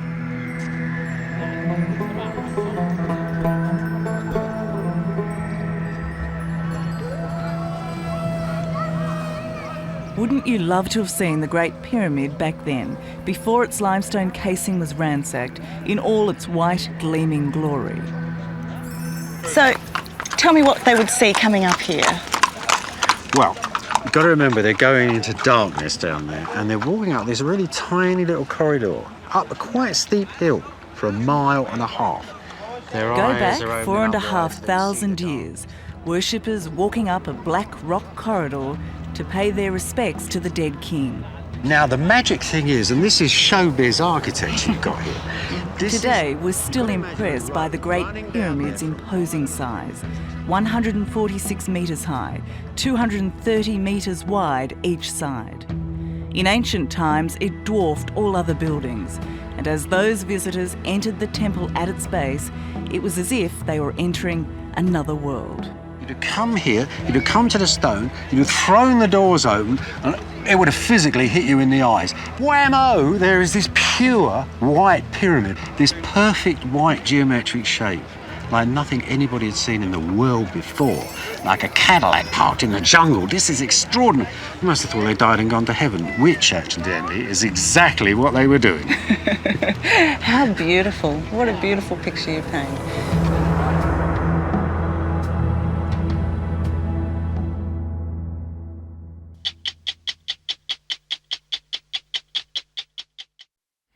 There sure is plenty of variety in this job. Last week, it was the frozen north. This week, I'm off to the hottest place on Earth, a place where the temperature routinely sits in the 50s and often hits 60. I'm going to meet one of our unsung national treasures, a woman called Valerie Browning, an Australian nurse who's dedicated her life to a tribe of nomads in the Ethiopian desert. They're among the poorest people in the world, and life for them is a harsh and punishing experience. But where you and I would see tragedy and despair, Valerie sees beauty and hope. And you know what? Her enthusiasm's infectious. It's unbearably hot, uncomfortably bumpy, and unbelievably spectacular. Welcome to the Ethiopian desert, to one of the harshest, most inhospitable places imaginable. This is where the Afar nomads live. And our first encounter with them is a tense one. These men are still fighting other people around here. There is a conflict between Afar and Isa. The Afar people are under threat, including from nearby warring tribes. So assuring these men we're friend, not foe, is important. So this time of day, these men are out patrolling. They're making sure their village is protected. Yeah, protect the village. A few hundred kilometres further on, and we're much closer to finding what we've come for.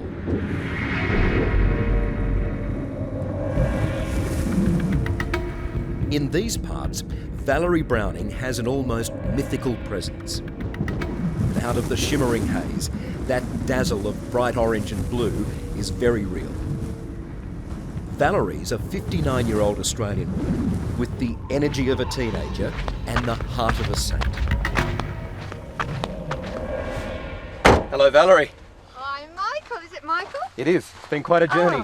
Oh, wow. Good to see you here. Really, welcome to Afar. Welcome to where we are, who we are. Thank you so much. Home for the Afar nomads is anywhere within this 500-kilometre swathe of northern Ethiopia, bordered by Djibouti and Eritrea. And for the last 25 years, this land has also been Valerie Browning's home. I'd love to have been born a nomad. I'd love to have been born living in an Afar house. Yeah, I think they have a great life. I really do. Where Valerie sees prosperity and hope, at first all I see is poverty and neglect. But the small aid group she runs is helping save the Afar people by trying to conquer the worst of third world conditions. The greatest killers in Afar are malaria, definitely.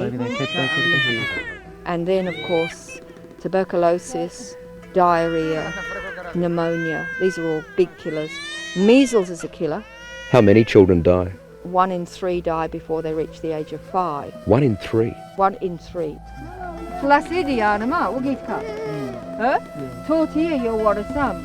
Here, the basics we take for granted can never be guaranteed.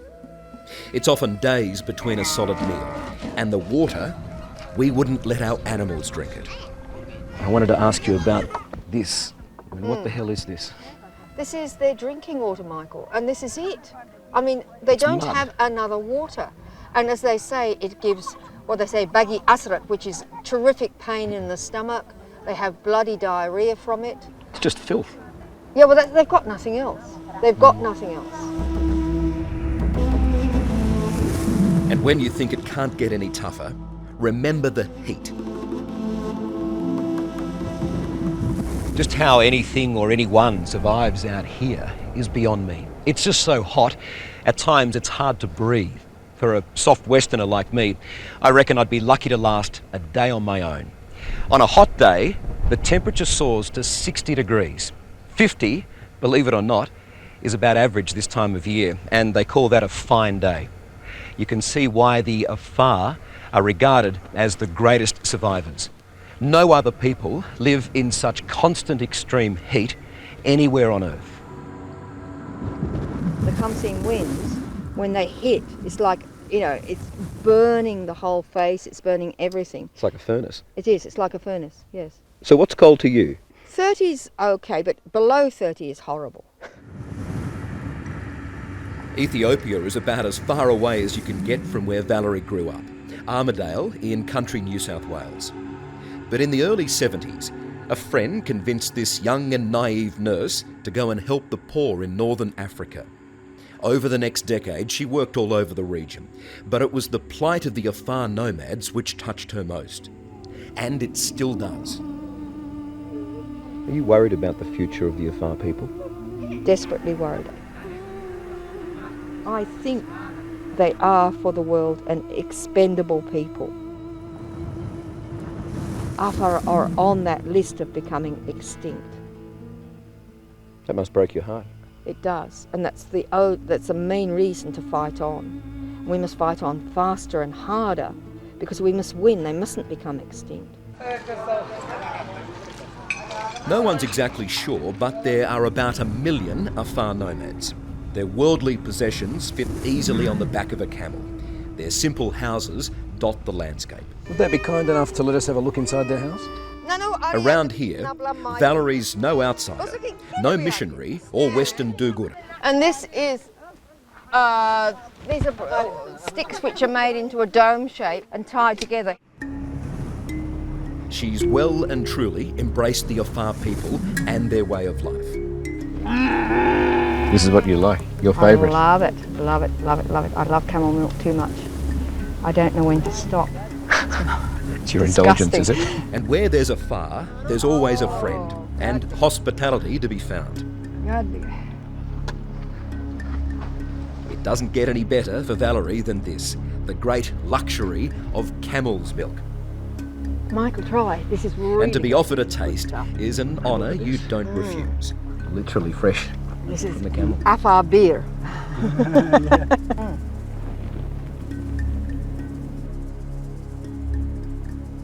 You've done it, you got it on the nose.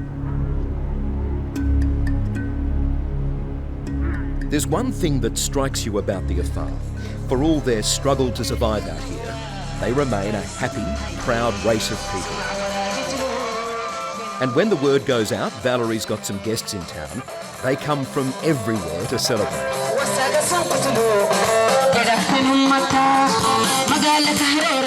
It's here we meet Ismail, a fine dancer and Val's husband for the last 20 years. She does some amazing work out there that we've seen. Yes, she is, the whole her life is work, whole her life to do something good. And this will be nursing room. Nurse's room. Truth is, Ismail and Valerie both do good work. This Muslim man and Christian woman make quite a team. 10 beds easily, aren't we? Yes. Over the years, their organisation, the Afar Pastoral Development Association, has trained over 800 local teachers, nurses and community workers. And while it's run on next to nothing, even out here, in the middle of nowhere, the financial crisis has hit hard. One glove, that's not good. We should have two. We're really up against the wall at the moment. Are you despondent by that, or do you have hope? You can't be despondent. If you're despondent, then that's where life finishes. Uncle Timetini Sukkin. The Shoto. Mm. Hayumar. This family, Dad, Mum, their toddler son and baby daughter, have walked for days to find Valerie. She's their only hope because their baby is dying. She's been sick since birth, according to them. Come on, Aishi. Hang in there, my love. Go. Hold on to you. So 3.4. Will we say 3.4? Yeah, That'll do. 3.4. 3.4. But at 8 months old, the baby should be 2 or 3 times this weight. Valerie organises some medicine, but more importantly, some food. It's good. It's excellent stuff. She's taking it. Yeah, she's taking it. She's taking it. She's taking it. She is hungry. starving. She's hungry. Yeah. In 2009, to see a baby so close to death because of a lack of food should make us all angry. But I just feel helpless. I just find this so upsetting to see, but you're right in there. You deal with it straight away. Yeah, because we've got it all the time. I mean, as I said to you the other day, you don't really in the West know what is death. We know it daily. While she spends much of her time looking after the afar, she's also got another role, Mum. Rumid is Valerie and Ismail's very active 7-year-old son. While on the other side of the world, the central coast of New South Wales, is their 18-year-old daughter, Aisha. I miss my parents, the people there, especially my friends. If we're thinking about a graph or graphing it, Earlier this year, Valerie and Ismail made a tough call, deciding Aisha should leave Ethiopia and finish her high school education in Australia. Hi, Mom. Just want to say that I really miss you and I hope work is going well. The separation has been painful for everyone, especially mother and daughter. I wish I was there. Seriously, Mom. So, we were only too pleased to play video postman. Hi to everyone, especially Medina and Rami. Manai Rami. She's in another world, isn't she? Mm-hmm. Thank you. I hope to see you soon. Love you guys. Bye. Wow, what a thing you've brought me. My goodness. It really stops you still to think of your own reality like that. I mean, I'm rushing today to speak to the Health Bureau, to speak to the government, and there's my daughter in front of me. Wow. For a woman who gives so much to the afar people, it's touching to see Valerie Browning take a brief moment to think about her own family. Not that you'd ever hear any regret or complaint about what she's given up over the years. Doing your work here means incredible sacrifice on your behalf, doesn't it? No, I don't agree with that. Not a sacrifice? No, not at all. It's a pleasure and an absolute privilege. I'm going to say, I think I've got a better life than you have. You and your children and your wife, okay? And I wish for you that you were here. So you think I'd find peace and happiness out here? Absolutely. Look, I've learnt what is poverty. I've learnt what is extreme difficulty. You didn't learn that. You haven't had that lesson. And you're deprived because of that. My dream is maybe a little 5, 6, 7 goats. This is your idea of heaven? This is it. This is it. Out here, retired? Yes! Retired One of here. those little houses on Come the hill. Me and the goats, and that's it. That's what I really want. But not anytime soon. She's too busy to slow down. As we parted, Valerie Browning was loading medicine onto a cranky camel and heading out to a remote afar village. A day-long trek, on foot, in the unbearable heat. There is just no stopping this wonderful woman. I can do as fast as any man, I can do as fast as anybody, and I enjoy it. I can do 50, 60 kilometres a day and I'm all right. 50 or 60 kilometres a day? Yeah. 10, 12 hours walk a day is good. Who knows, I might die tomorrow. We can't be predicting anything. But I accept that too. But I hope I clean up a few messes in the office before I die. Bit of work to do yet. Yeah.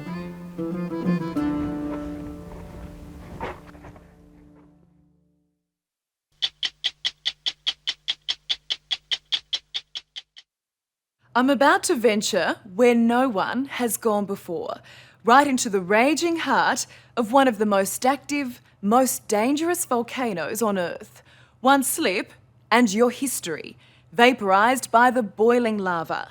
I've joined a team of Kiwi adventurers who have what seems like a crazy plan to abseil 500 metres over the edge of Mount Marram in Vanuatu into the cauldron below. As you'll see, it's a frightening place. No wonder it's shrouded in mystery and black magic.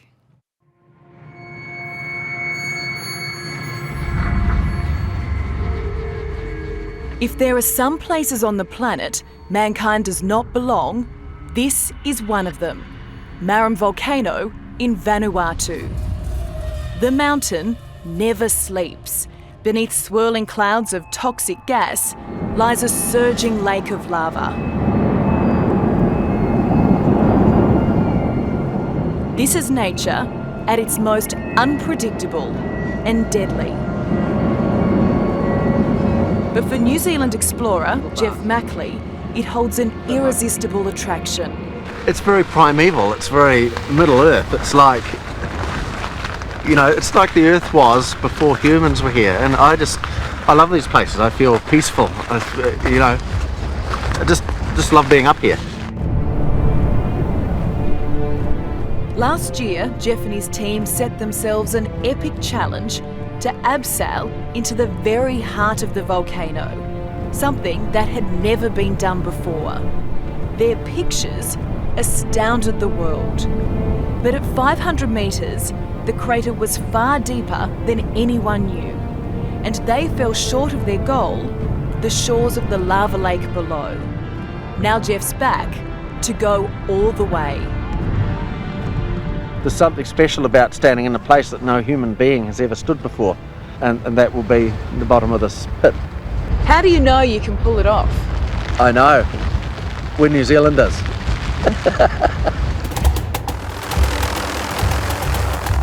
Does the earth ever tremble at all? Sometimes, yeah. The volcano looms over Ambrym Island, and for centuries the villagers here have feared its powerful black magic.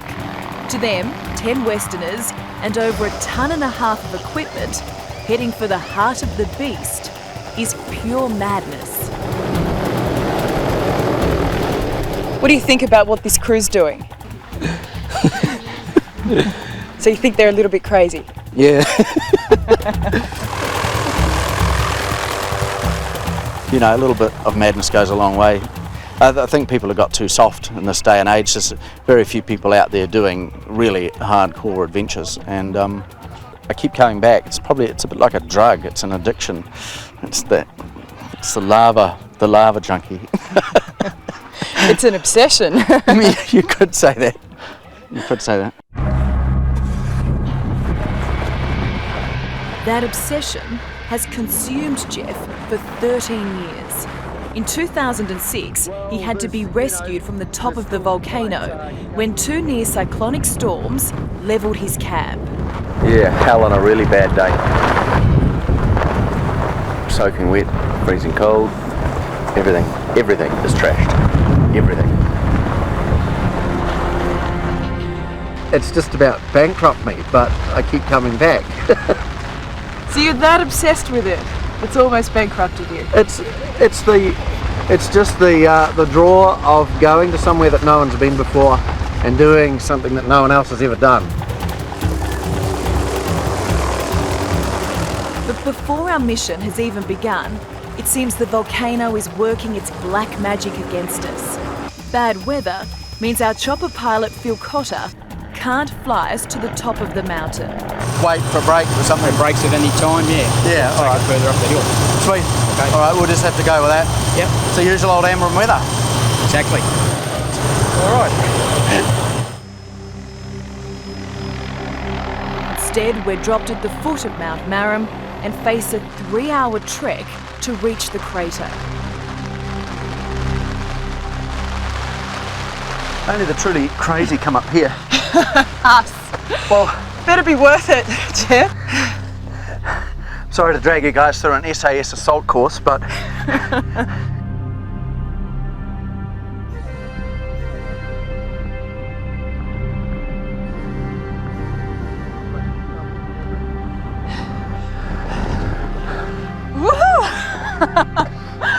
Made it!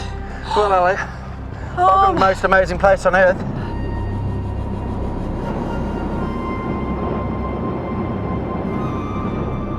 That's molten rock, boiling like water. This is the greatest show on earth. This is the newest piece of real estate on the planet. And that's the heartbeat of our planet there. And you're one of the very few people to see this. I've got shivers. We're going down there. I've had people here who've climbed Everest 6 times. They walk up to the edge of this and they go, we're not going down there.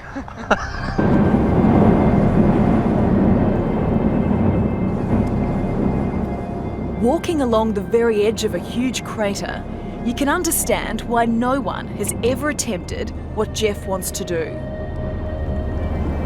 Are you nervous about going down that far? Well, I'm not nervous. I know there's a lot of risks, and I know that this is a bit like going up Everest in reverse. Once I get down there, if something goes wrong, I'm screwed. But he's confident in the crack abseiling team he's assembled, including Jono Smith and British-born Drew Bristow. Locked and loaded. So confident, he's convinced me to join them. Only the 5th person, indeed the first woman, to enter the fiery cauldron. My life is in your hands, I hear. It's in pretty good hands. I hope so. It will be. You're going to love this. It's the coolest thing in the world down there. That's it. Cooking now.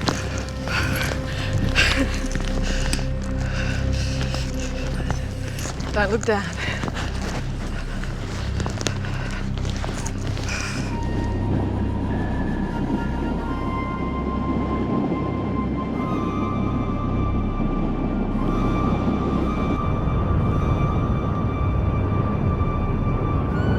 Looking down into the volcano feels like I'm on a journey to the centre of the earth. You can feel the heat and you can smell the gases, but what's really extraordinary is the sound the lava pit makes. It sort of sounds like waves crashing against rocks.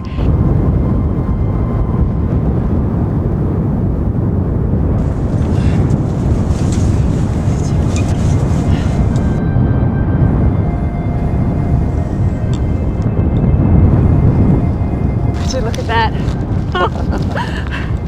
Yeah, it's pretty special. Common sense would say you'd run away from that, not toward it. In his 13-year battle with the mountain, Jeff Mackley has come off second best every time.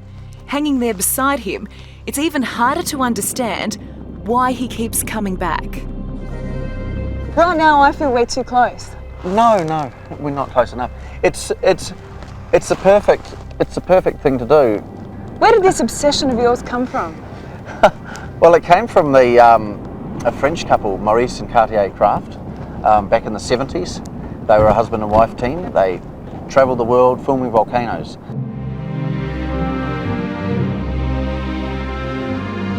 It was on 60 Minutes that Jeff saw Maurice and Cartier Craft. They loved volcanoes as much as they loved each other. It's so powerful, it's so beautiful. So you just can't fall in love with it. I would like to die in a volcano.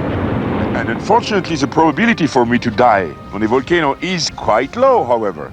Because as you know, 92% of people die in bed. In the end, Maurice got his wish. The Crafts perished in this Japanese eruption 20 years ago, along with 40 journalists. So Jeff knows the risks. I'm not going to say it's not going to just suddenly go ballistic and fill this whole pit up with boiling lava, but it hasn't done in the last 13 years. So you can't live your life thinking, oh, I wonder if something's going to happen. But you could die doing this. I could die doing this, but we could die in 30 seconds' time in a huge earthquake. Did I mention this is one of the most earthquake-prone places in the world? Do you want to get out of here? No, we're fine. Because I know I want to get out of here. No. You know, this is going to be the ultimate payoff. I know now that we've got the right team of people, the right equipment here. We're going to knock this bastard off.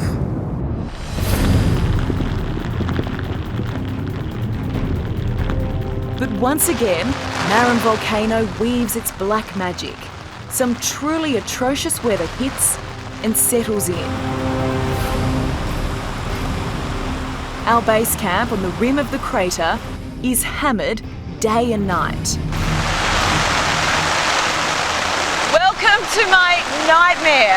This wind and rain has been relentless, and for the past 2 days I have barely left this tent. Everything is damp. Yet would you believe 5 kilometres away on the coast it's sunny, but the volcano creates its own weather system, and I think she's telling us we shouldn't be here.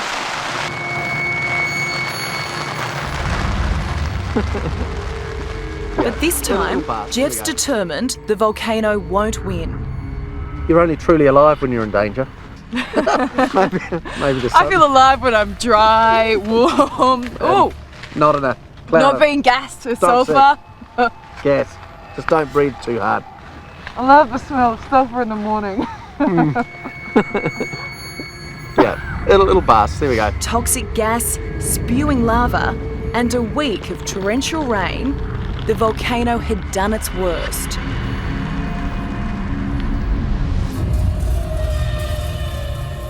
Then, a sudden break in the weather offered a tiny window, the one chance to make history. But only 2 could make the climb. The decision was made to send the youngest and fittest, Drew and Jono.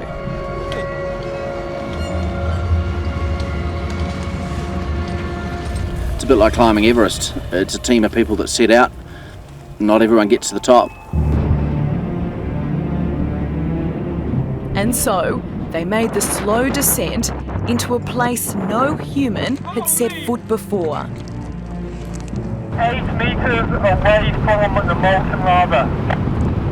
On the floor of the crater, alongside the lava lake, it's like being on another planet. Lava from the centre of the earth. Still warm. Still warm. Temperatures reach a staggering 1100 degrees. The ground moves constantly. One wrong step and you're literally toast. Damn, this is intense. It's a whole different world down here. And finally, the moment when Drew and Jono reach the boiling pit and proudly claim it by planting the silver fern. No, we've got the New Zealand flag, so officially this is New Zealand territory. So this is the very lip of the lava lake. Probably 1 metre away, little bits of lava coming out over the top of us. And that my friend is lava! Woohoo! Woo! Good buddy. Holy shit! Shit me rotten! First in the world, first people in the world ever to have been down there. More people have been on the moon than have been down that pit. We knocked the bastard off.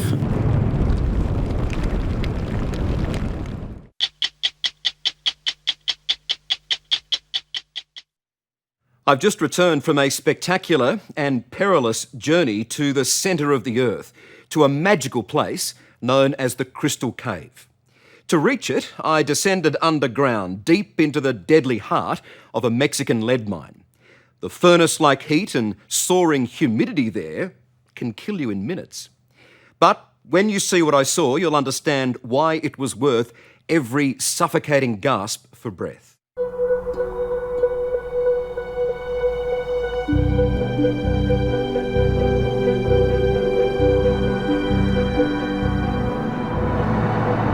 Nika is a tough and dusty mining town in the middle of northern Mexico's Chihuahuan desert. Few foreigners come here, but it's where we begin an incredible journey to one of the best kept and most breathtaking secrets on the planet. Yeah. And down we go. Yeah, down we go. Buried deep inside this working lead and silver mine is an extraordinary geological wonder.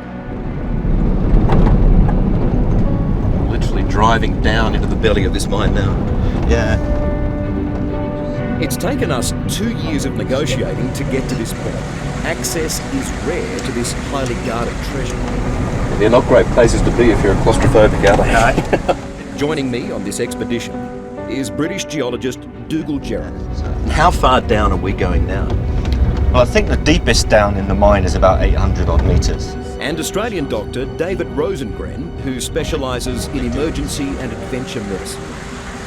A little bit nervous, really, because I don't think we have any comprehension of what we're heading into.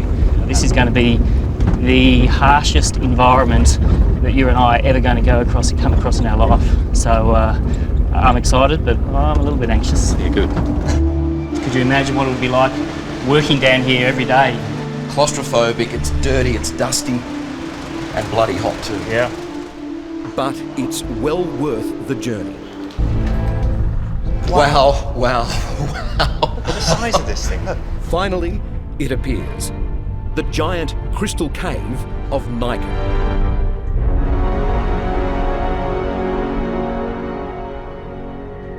Wow, I can't believe this.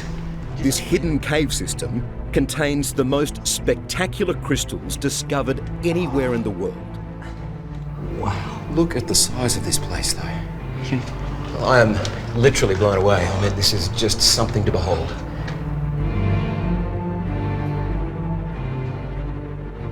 I mean, that individual crystal alone has got to be 7, 8, 9 metres long, just that single one. They must weigh an enormous amount. Yeah. Oh, I mean, this is stuff of make-believe. It's stuff of sort of Walt Disney and Superman. This is Nirvana. This is your heaven, isn't it? But within minutes, you realise this hidden chamber is as deadly as it is dramatic. It's just ridiculously hard to breathe. I mean, it's hard to catch your breath. It's very hot air we're breathing into our lungs. It's really starting to feel that heat now. The forces of Mother Nature are overwhelming. 48-degree heat and stifling humidity mean that human life can't last long in this most extreme of environments. I've been here for about 9 minutes. I'm just going to check your temperature. It feels like you've run a marathon, mate. Yeah, I'm feeling pretty ordinary, so just pop that underneath your tongue. Righto, so that shows your temperature's now got above 39. Okay. Jeez. Now, So that's the limit, right? That's it? Well, yeah, once we get above 39, we have to get out. We don't have a choice. We've got to leave. Yeah. 9 minutes. Yeah, this is a furnace. Absolutely stunningly beautiful and bloody deadly. I'm going to go down to go up, I think. You ready? No, I can't stand up. I got it. No, let's get out. Okay. We're out. You need someone to take your camera. Put the camera down and leave it. Oh, that is hard. That is hard. The very cruel thing of it is that it is just so beautiful in behind that glass door. But it is so dangerous. I mean, a matter of minutes and you're done. It is literally like drowning. It's like you're breathing in water, sucking in water. And it's very, very hard right now just to catch your breath. This is up there as one of the greatest challenges that the human body can be faced with. The primary thing that it does is it's heating us up. It's essentially cooking us from the outside. So have you ever been in a sauna before? Have indeed, but this is something else. Oh yeah. It's not just the heat that's potentially lethal. Dr. David Rosengren is just as concerned about the humidity, which hovers at 100%. And if our bodies reach a thermal tipping point, they just can't cool down.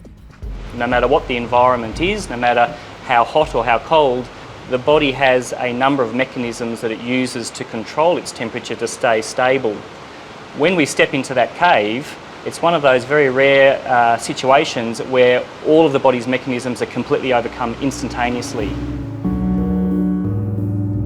But it's because of this cauldron that the crystals exist. 5 kilometres below the surface, a chamber of magma forces intense heat up through faults in the Earth's crust.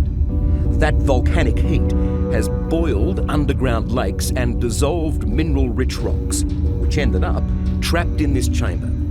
Here, the conditions were perfect for the minerals to slowly crystallise. And over 100 million years, the gypsum crystals just kept growing and growing, until the miners broke through to make their magical discovery. The sheer environment that those crystals have grown in is very, very special. Really, without the mining, without the by chance removal of the water, we wouldn't have found those caves at all.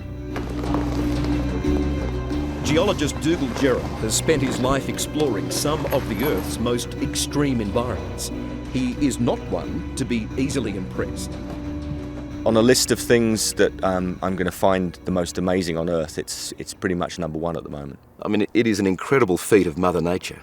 Yeah, it's just an absolutely remarkable place. But it's so overpowering in terms of its attack on you with the environment. So you're in this kind of constant battle of just being overpowered both physically, mentally, psychologically, in every way.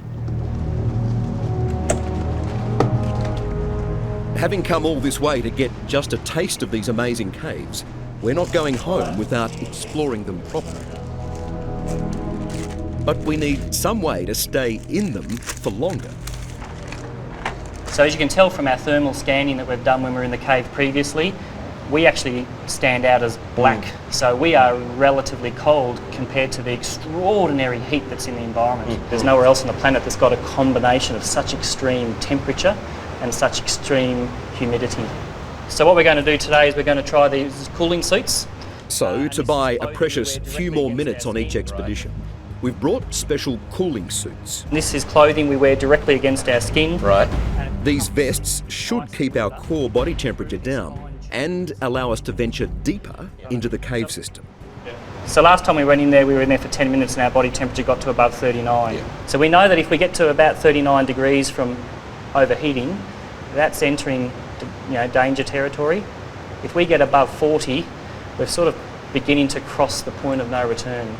And so what will happen is we'll just continue to heat and heat and heat until we start getting organ failure, and ultimately it's going to lead to death. Your suit's still working? Mine's Yeah, I'm feeling still relatively cool beneath here. And look at this. It's incredible, isn't it? And that's what. And it's on our second entry that we discover the true scale and depth of the cavern. Colossal columns of crystal, some 11 metres high, thought to weigh more than 55 tonnes. This is just so breathtaking, it's extraordinary. It's just now you can actually feel the true scale because we've got a bit of perspective now. Oh, wow. I tell you what, there aren't too many words, but wow, wow, wow.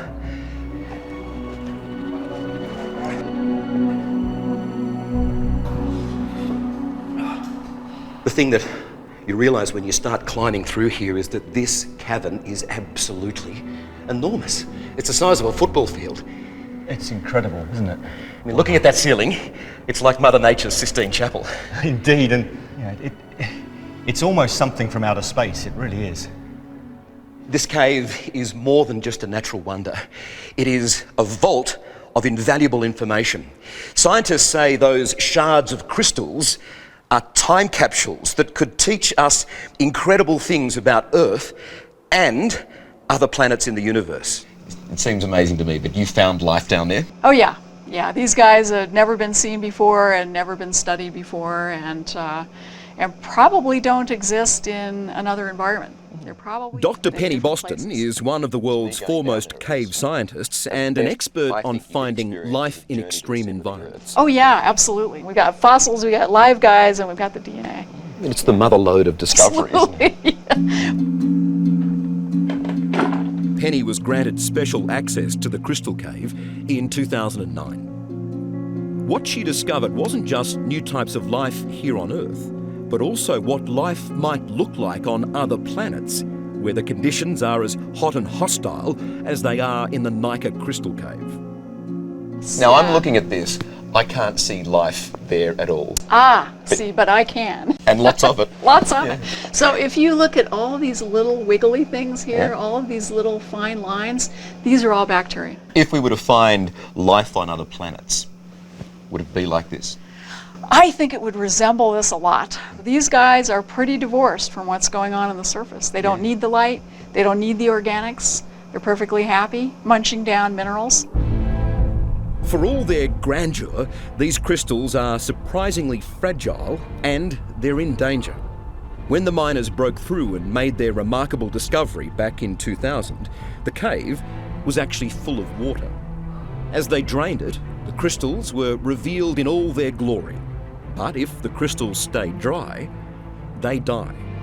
So are these crystals alive now, or are they dying because the water's gone? Well, in effect, they're not stable anymore. So they're not in a system where they were stable and growing. Yeah, we're sitting on them. We're sitting on them. So in effect, they've certainly been stopped from growing. And in fact, they're probably, if you keep lowering the temperature, they'll become more and more unstable. The mining goes away, the water level comes back up. What happens? Exactly. So one potential way of preserving these for forever is to allow the hot groundwater to come back. So if the mining stops, and they stop pumping the hot water out, then this would gradually fill back up again and the crystals will be back in a happy environment. The mine's owners know they're guardians of a geological marvel, but their mine is one of Mexico's most profitable and it will stay working. This really is crystal caving, isn't it? They do want the world to see the giant crystal caves of Nika, which is why we were able to experience this underground wonder. The likes of which, and conditions, we will never experience again. You've seen a lot of rocks and minerals around the world. How do you describe these ones? Oh, this is truly one of the, if we was to list 7 geological wonders of the world, this is definitely one of them. Now, if you're inspired to visit the Nika cave, well, the good news is the mine owners are considering opening it up to tourists. Meanwhile, at last count, they've now discovered at least 24 new species of minute life forms in the cave.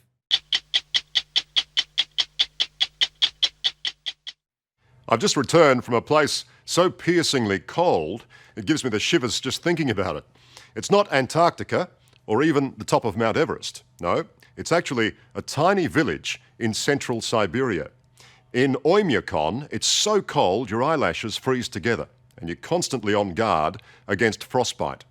If it's warmer than minus 55 degrees Celsius, then it's a good day. So rug up as we venture to the coldest town in the world.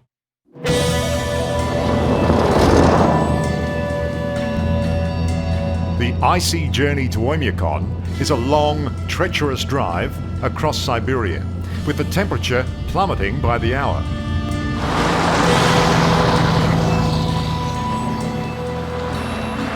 It takes 2 days and nights on roads as slippery as glass. Inevitably, one of our backup vehicles came to grief along the way.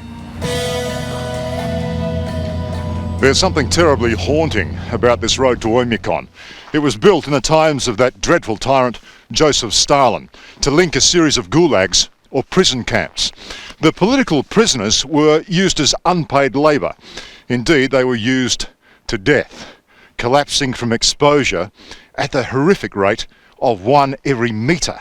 Now think about that. That's 1 dead, 2 dead, 3 dead, and so the death and misery continued for 1,200 kilometres. More than 1 million people died constructing this. Little wonder they call it the Road of Bones. Each time a person died, they just left them on the road and incorporated their bones into the aggregate. What, just bulldozed them into the surface? So quite literally, the Road of Bones. I'm with a man highly qualified in extreme environments, Nick Middleton, a travel writer and geographer from Oxford University. Most of the slave labour wouldn't have been kitted out like we are, and they just literally worked them to death. So in reality, for the last 2 days, we've been driving across 1 million people. It's a thought, isn't it? And it's true.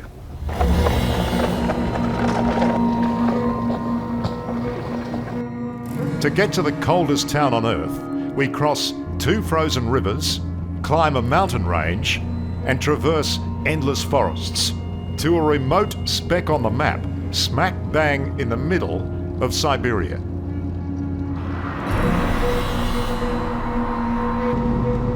Finally, our destination, Oymyakon, population 547.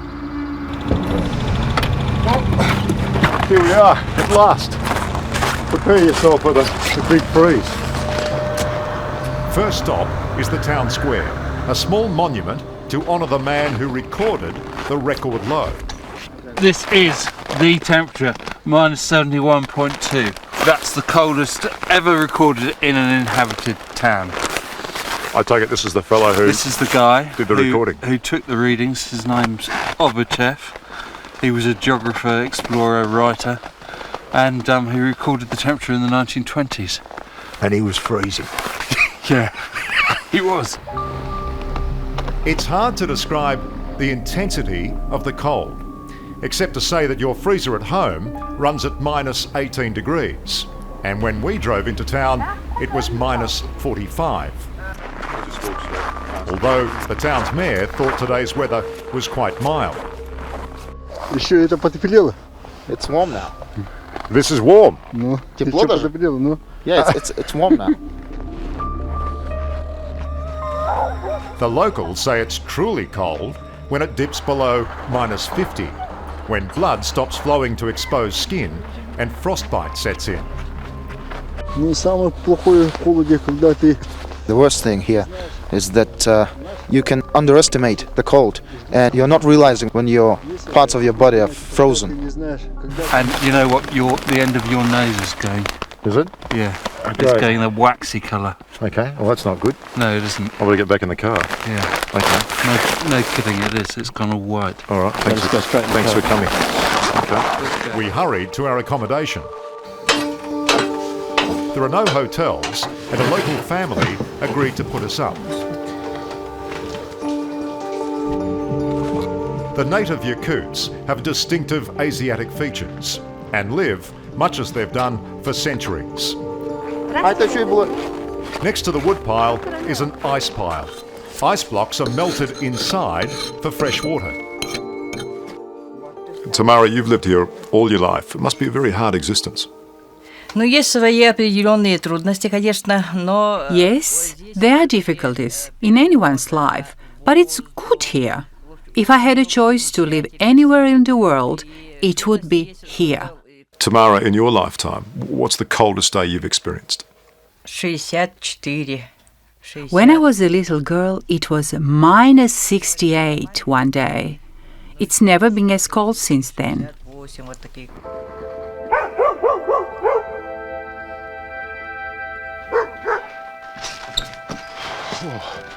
One of the many day-to-day hardships of living in a place like this, aside from the temperature, and this morning it's minus 54, beauty, is the complete lack of running water. These places have no pipes. I mean, apart from the money, it'd be no good putting them in anyway because the water would freeze instantly. And that means there's no showers and no baths, which is not so bad in these conditions. But that means there's also no flushing toilet, which leads me to this. Now, the old-fashioned thunderbox is fine if you're in outback Australia, but let me tell you, when you're in the coldest part of the world and nature calls in the middle of the night, you have to come and get your kit off, well, that's something else. Oymyakon is only 700 metres above sea level and is well below the Arctic Circle. But the reason it's so cold is a unique function of geography. There's no ocean nearby to moderate the extreme conditions. And it's deep in a frigid valley. And sitting in the bottom of this valley, all the cold air tends to accumulate. And that combination of factors adds up to the coldest inhabited town on Earth.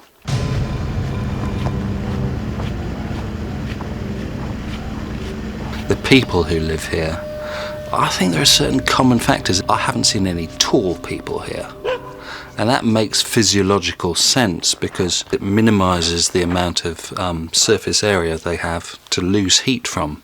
It's the same as the Yakut horses. They're short, squat creatures. Yakut horses have adapted so well, they stay outdoors 24/7.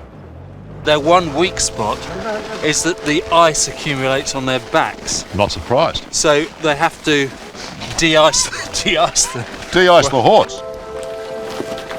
Every month or so in winter, farmers round them up for a procedure you'd see nowhere but here. So they've got these really thick combs to scrape the ice off. Sergey, what do they use these horses for? Mainly for meat. For meat? For meat. Horse meat, morning, noon and night. We'll get pretty bored of it by the end.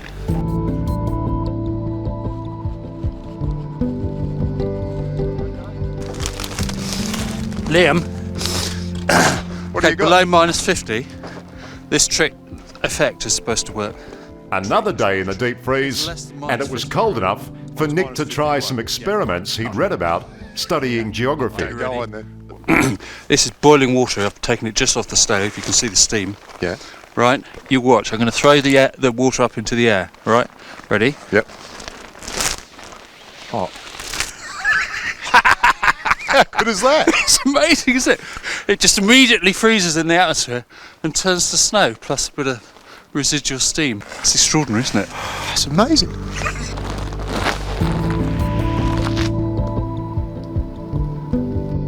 Washing presents some interesting effects in this part of the world, Liam. And now, stand up and swing it round your head. Swing it around my head? Swing it round your head, please. A bit longer. This is how you dry it here, isn't it? All we're effectively doing is speeding up the process of hanging it on the line. Oh, okay. Okay, stop now. See what effect you've got. Look at that. Look at you that. were doing that for about 10 seconds, and now look at it. That is amazing. Look. I've never tried this, but you're supposed to be able to split it down the middle quite easily. So, yeah, What, try your, that. Your favourite T-shirt? Yeah, it's an old one. Yeah, look at that. Oh. But nothing illustrated the deep freeze better than Nick's final party trick. I left a couple of bananas out last night. Have you ever seen a nail hammered in with a banana? I can honestly say no. Possibly not. Okay. Totally ridiculous, and yet... Look at that. Totally effective. Look at that. You leave me off then, Nick. The thing that struck me most about this place was that no matter how frigid the weather, the townsfolk just grin and bear it. On the coldest day of our journey, the local reindeer herder offered to take us to see his best mate, a fisherman named Igor. Hey, listen, without any reindeer, there'd be no Oymyakon, because the whole town grew up on a place where reindeer herders used to spend the night next to the river.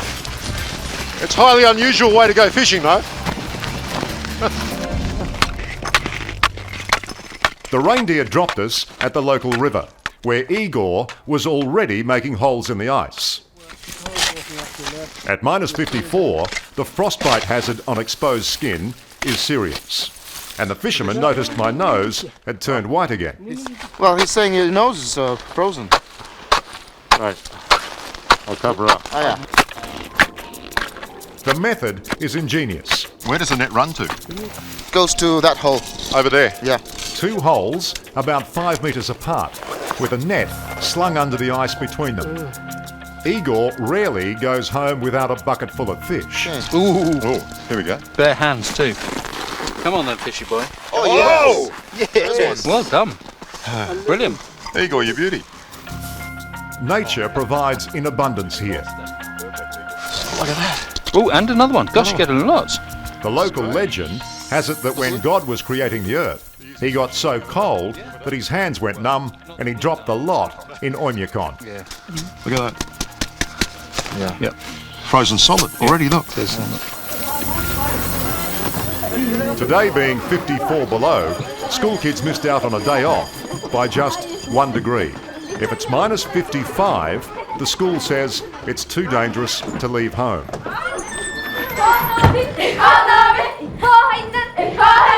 The children farewelled us from Oymyakon with a dance and warned us not to come back when the weather warms up. It gets to +35 in the summer months, and apparently it's unbearable. In summer, it gets very hot. It gets very swampy when everything melts. The air is full of mosquitoes and black fly, and it's an extremely unpleasant place. I wouldn't like to live here. I don't think I could live here, actually, both for those climatic conditions and also the remoteness and that combination, that package. Don't think I could do it. It's hard yards, isn't it? Very hard life.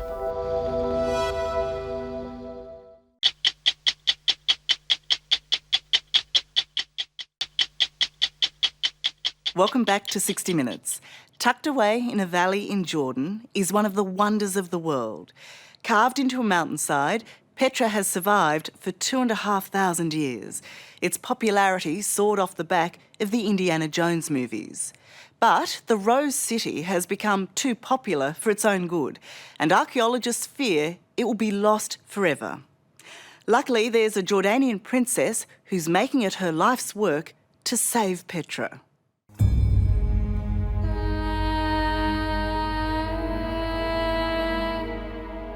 Before anyone even sets foot in Petra, they have to navigate the Sig, sort of carvings, an ominous and imposing kilometre-long chasm of rock which guards the entrance to this precious place. Well, for years and years, nobody could get here. I'm privileged to have as my guide a member of Jordan's first family, Her Royal Highness Princess Dana Faras. Which myth has it Moses created with a hit of his stick. So. But as breathtaking as the Sig is, it's merely the starter in this visual feast. And it's not long before the main course comes into view. Does it still take your breath away? Every single time, and it's just absolutely magnificent. Welcome to the fabled city of Petra, where ancient Arab traders, the Nabateans, turned mountains into massive monuments. But that was all about catching the eye, wasn't it? As you walk in, just look. Absolutely. I mean, it's really all about impact. And the first thing you see is the city's most iconic symbol, Al-Khazna, the treasury. Like most of this extraordinary place, it's carved out of a single block of stone. It's very important to understand that for a poor country like Jordan, places like Petra are really our treasures. They are our oil, if you will. The riches of Petra go far beyond the treasury. A walk through these ancient streets reveals exquisitely crafted royal tombs, temples, and the ruins of once grand old palaces. A magical oasis in the searing desert. So this large area here is a paradise. It's a garden and pool complex that had an Olympic-sized swimming pool in the back there with an island in the middle of it that had a pavilion on it where you could sit and relax in the shade. Like Princess Dana, archaeologist Chris Tuttle loves Petra. With shops inside the colonnades. He's lived and worked here for a decade, and his knowledge of the Nabateans brings this place to life. I mean, the reason Petra is here is because of wealth. What is the source of this wealth? It's luxury goods. And the Nabateans controlled all of that, so the money's just pouring into the city.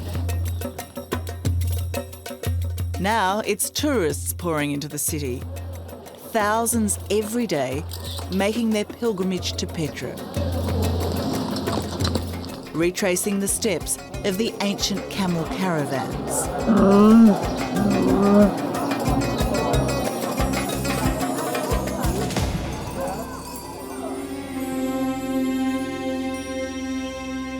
It's impossible not to be awestruck by Petra, by its breathtaking natural beauty, and by what the ancient people painstakingly built here more than 2,000 years ago. This place was made to impress back then, and it continues to do so now, almost too well. With hundreds of thousands of visitors each year trampling and scrambling all over it, they're destroying the very place they've come to see. Quite seriously, Petra is being loved to death.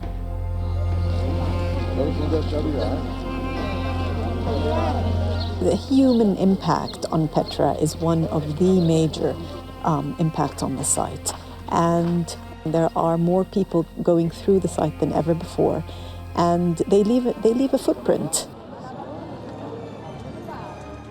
It was Hollywood that put Petra on the world stage. As a backdrop in this 1989 Indiana Jones film.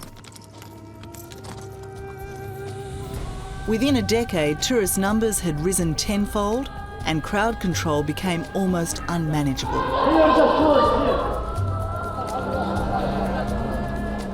Now, with their walking stocks and access all areas approach, visitors are unwittingly destroying 2,500 years of history.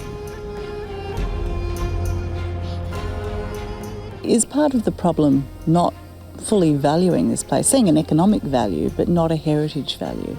Yes, but this conflict exists in almost every single major tourist site throughout the world. Absolutely, but right now there are people who say lock up Petra, don't let people in, and others who say we need the tourism dollars. And yes, and absolutely. Both are true, aren't they? Both are absolutely true, and it's this whole idea of balance. What's out of balance is when you see modern bad habits in these ancient caves.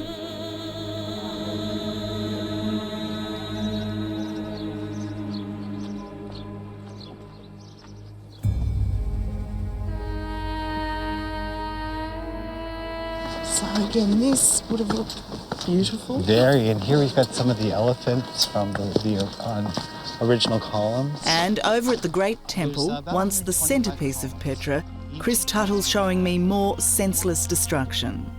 It was definitely an act of intentional vandalism. Like, let me show you.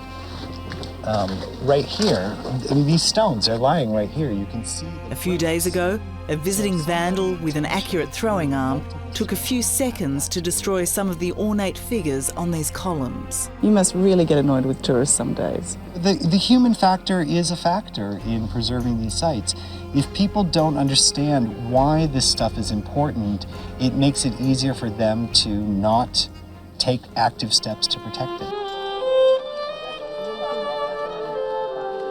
Incredibly, up until just a few years ago, the local Bedouin people still lived in many of these mountain caves.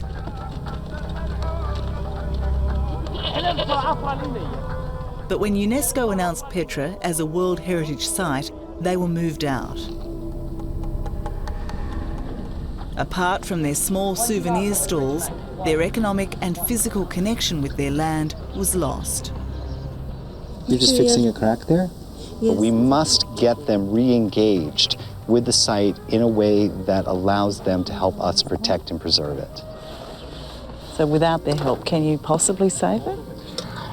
No, in my opinion, no. In the long term, I think without the involvement of the local community, it is not sustainable. It's probably best to come up this way. Okay. So Tara, this is the bioclinium, and it's really special for Petra and for this region because there's nothing like it in the world at all. Fantastic. Yeah, it's beautiful, isn't it? Cupids and flowering vines. It's a priceless window into the lives of the prosperous Nabateans. The only surviving wall painting in all of Petra. Different images. For Angela Fitzgerald from country Victoria, history doesn't get any better or more important than this. You're now seeing Petra firsthand and understanding how very fragile it is. What's it like to see it being mismanaged, misused, neglected and vandalised? Oh, I guess it's kind of heartbreaking at times to see bad practices happening, but I do feel like we can make a change. There you go. Thank you. You're very welcome. Angela is here as a volunteer with the Petra Junior Rangers. Welcome. Local kids who are learning the cultural significance of Petra and the importance of protecting it. Samania. The young saving the old. We try and show that if you don't look after Petra now, in the future, who knows what will happen, and maybe people won't want to come here. In its heyday, 30,000 people called Petra home. But then the city kind of rolls out to the north and south in a series of suburbs. And for about 400 years, it was considered the most civilised address in the world. So ancient suburban sprawl. Absolutely, suburban sprawl. That any of it is left today is most likely because it's been so well hidden. And how long before you know? In fact, archaeologists have barely scratched the surface. The city center, which is about 6 square kilometers, all the stuff that we've seen today, we've excavated less than 1%.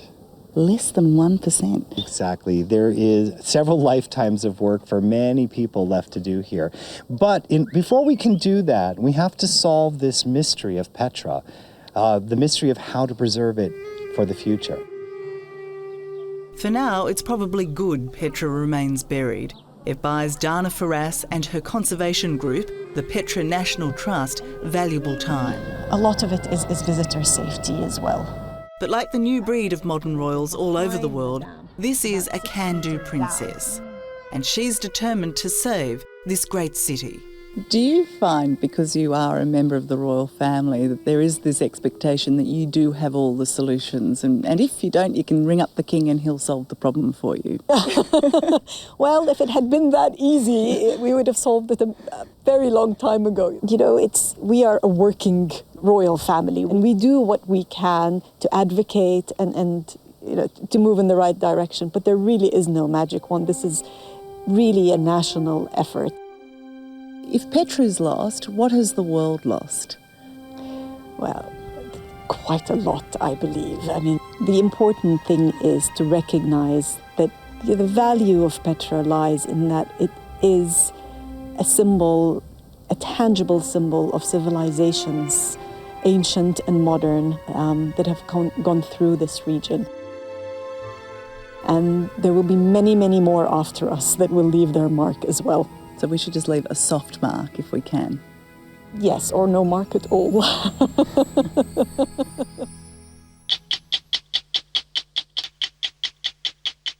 Welcome back to the program. Earlier this year, I witnessed an incredible death-defying sport.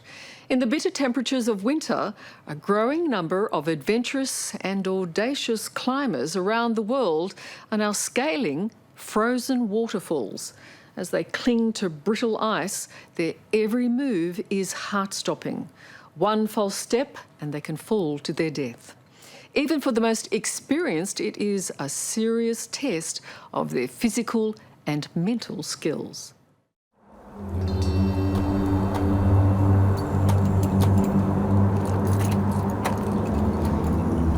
Clinging precariously to the icicles of a frozen waterfall, 26-year-old Emily Harrington is pushing her body and mind right to the edge.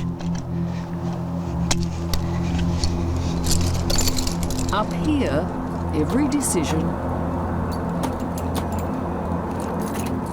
every move matters.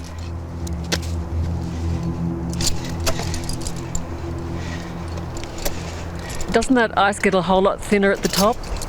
I don't know, actually. I think it's probably still pretty solid. There is still water running through it though, which is kind of awesome. I wouldn't have called it awesome, but glad you did. Yeah. While it may be awesome, it can also be deadly.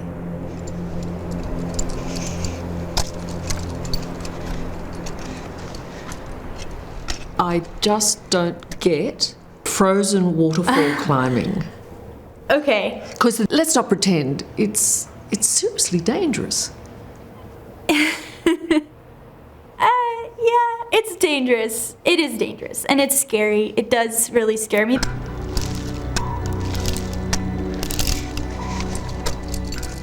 This is ice climbing, the extraordinarily treacherous business of scaling waterfalls literally frozen in time.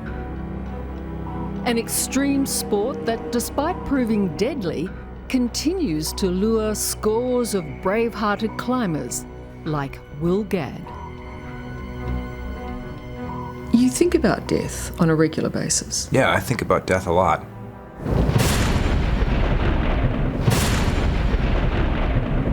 Anything that you do in life is ultimately fatal. Life itself's fatal. So for me, I want to do these things that are worthwhile and beautiful. And ice climbing is certainly worthwhile and beautiful to me. How many of your colleagues have said that and died? I've probably lost, I guess, 3 or 4 friends ice climbing over the years, and that's a fair number.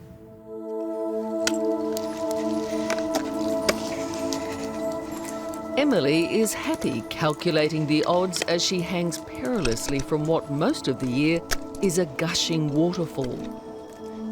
But when winter temperatures tumble to well below zero, this cascade of water becomes as solid as a rock.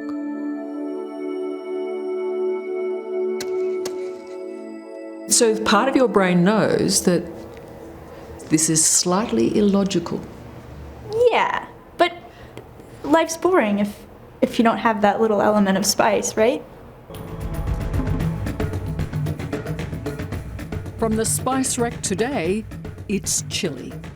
And I definitely feel a shiver as I step it out with Emily and our guide Adrian on a trek through snow. We're on our way to their favourite frozen waterfall, tucked away just outside Vail in Colorado. Pretty, isn't it? Yeah, it's an awesome day. At almost 9,000 feet, it wasn't just the thin air that was challenging. To climb a waterfall, you first have to climb a mountain.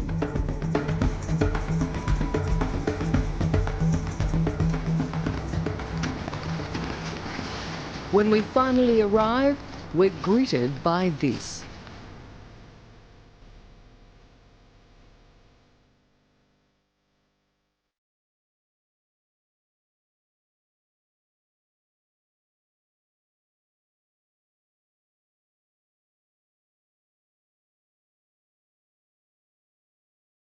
The amphitheatre, a rarely seen world of giant icicles.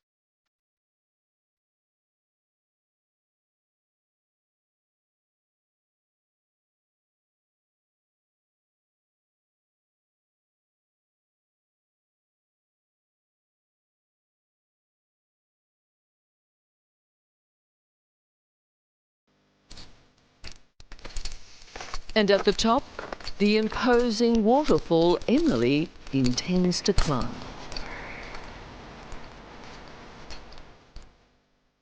So this is it, Emily?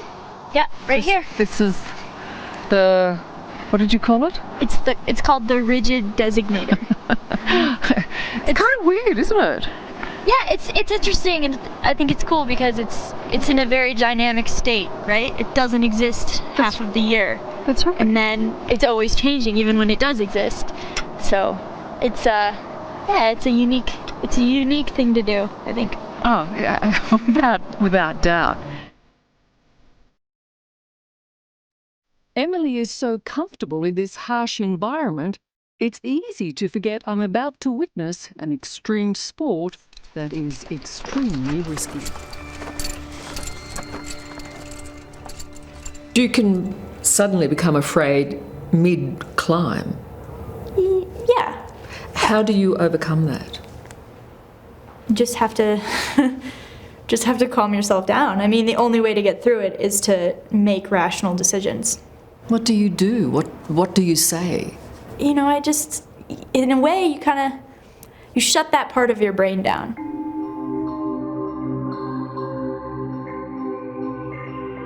One, 2, 3, 4, 5, 6, 7, 8, 9, 10. To better understand the athleticism, the strength and skill it takes to scale a frozen waterfall, we've set Emily up with an earpiece and microphone and positioned cameras to capture her every move, her every breath.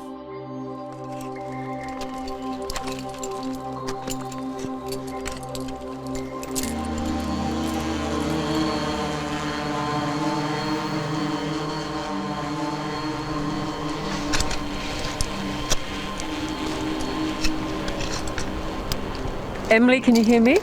Yes, okay. I can hear you.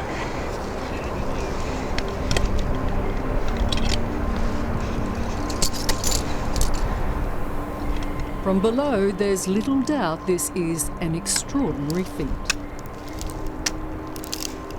I don't know why this next section just looks a bit thinner to me. Maybe because it gets like a little bit steeper. I feel okay about it. I'm glad you feel okay. But it's cool because there's like water running behind the ice right now. You can see it. Can you see it? Yeah, it's awesome. So this frozen waterfall is actually not completely frozen. It's not totally frozen, no.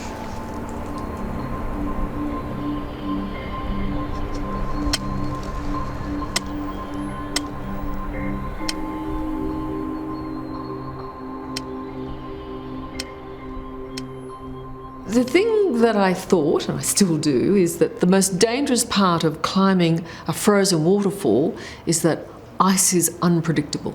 I completely agree with you. But I still hold the opinion that as long as you go into it, you know, with the proper knowledge and the proper technique, you can do it and not be considered like extreme or a daredevil or whatever. From the beginning, Emily was a natural. She started rock climbing when she was 10, and within a few years was a champion. I think initially I loved climbing because it was this very simple, joyful thing to do as a kid, and gradually I fell more and more in love with it because it is a really complicated sport. It's a sport that requires a lot of physical strength and mental strength, a lot of creativity. I think it's exciting. Upside down. So right now, you're having to engage just about every muscle to do this. Yep. Training is almost as excruciating as the real thing. The footholds are really good, so I don't have to engage my core as much. But as the footholds get worse and further apart, then it gets harder the moves get harder. Okay. It's okay for me, but I can see it's not much fun for you. No, it's fun. It's a different kind of fun. It's painful fun. Yeah. Nothing short of supreme fitness is essential, along with the physical agility and mental strength of an elite athlete. So it's a little bit like, you know, a spider, really. We're just literally clinging to a rock. Yep.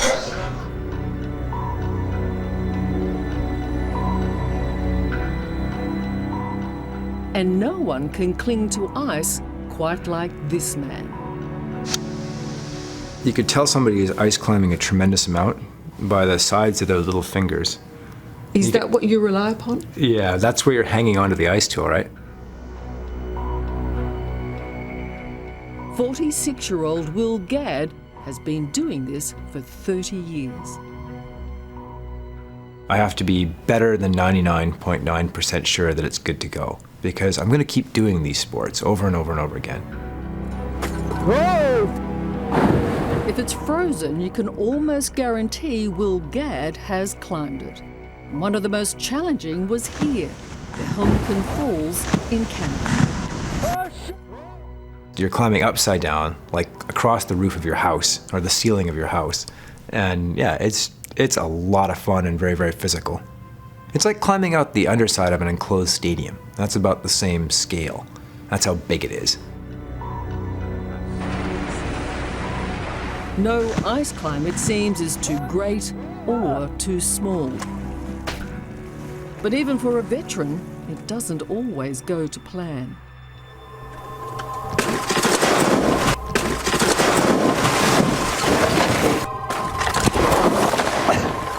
Yeah, generally when you hear a big crack in your ice climbing, something has just gone really wrong and you're about to have to deal with it. And I have ridden icicles, I've been climbing on them and had them break.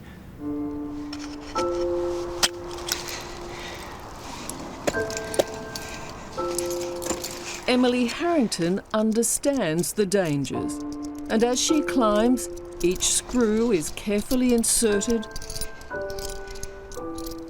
each move carefully considered. Yeah.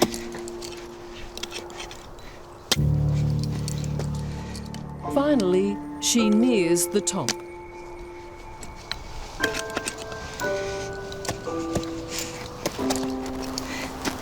That's the part I never like.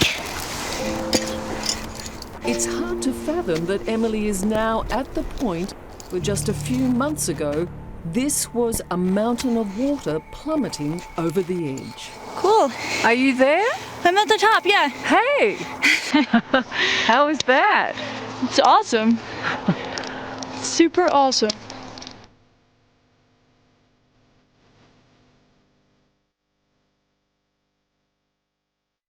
As winter gives way to a new season, the ice will melt and this giant waterfall will thunder back to life. Climbers like Will Gadd and Emily Harrington can reminisce about another spectacular year in the dramatic and dangerous world they inhabit, as they await Mother Nature's next winter challenge.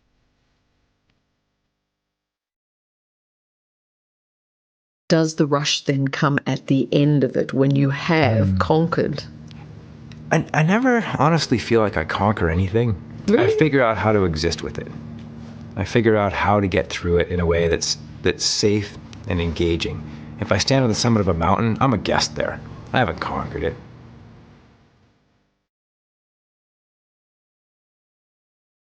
If you were told you could not climb again, how would that impact upon you? It's one of my biggest fears in life. I don't know.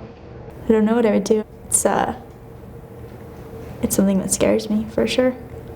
It's not That being scares you able more than anything else? Yeah.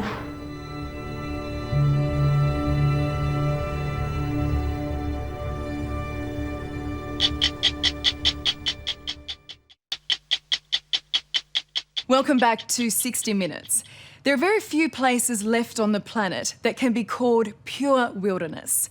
Patagonia, on the southernmost tip of South America, is one such place, a landscape of myth and legend. Little wonder that the man you are about to meet fell in love with Patagonia the moment he set foot there over 20 years ago. Dr. Stephen Harrison is the sort of scientist who doesn't like to spend his life in a lab. He goes to extremes to study and protect one of the last great frontiers, and to learn what Patagonia can teach us about the future of planet Earth.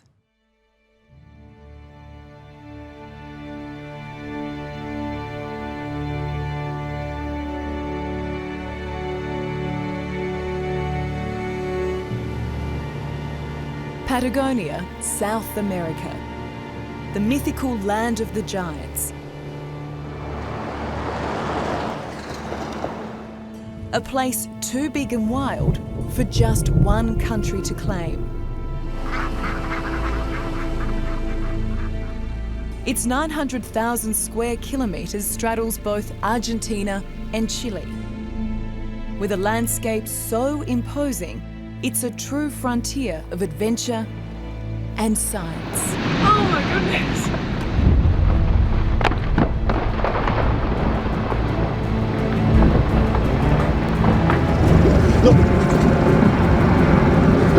Oh!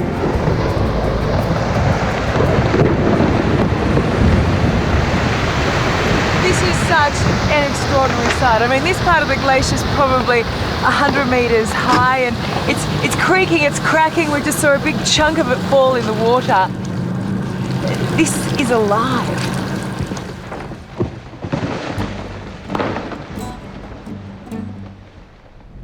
It's like coming home. And this is, for me, the most exciting landscape on Earth. Fantastic glaciers, brilliant mountains. Patagonia has been the proving ground for Dr. Stephen Harrison from England's Exeter University. You know, there are still lots of places which haven't really been explored here. One of the first scientists to study the glaciers here, his research combines two great passions, climbing and ice. So what came first? The love of climbing or the love of science? The love of climbing, love of mountains first. So I got into mountains when I was sort of 7 or 8 years old and started reading books about glaciers and mountains and mountaineering. And then I realised I wanted to study mountains and glaciers. And now here I am, you know, a few years later. Do you still remember the first time you came here? Oh yeah, 1991. Yeah, it was amazing. It was one of the sort of transformational periods of my life, really.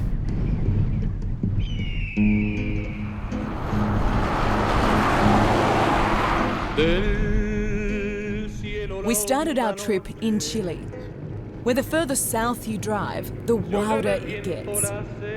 You feel like you're heading to the end of the earth.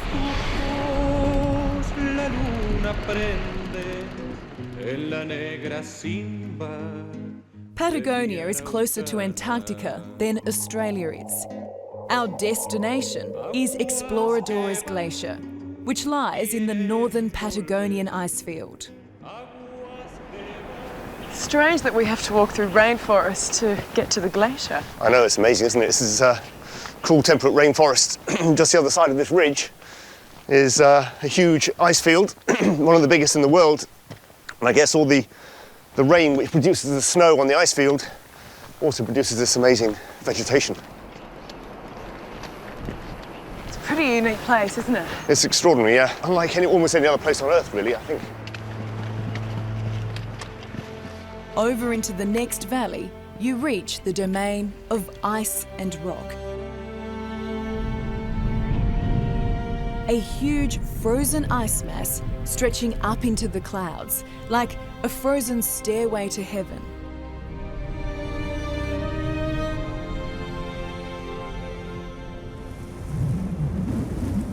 This is amazing. It's amazing also to think that 20,000 years ago, this entire valley, and actually right up to the tops of most of these peaks, was covered by ice. So since then, of course, the glaciers have retreated and melted away.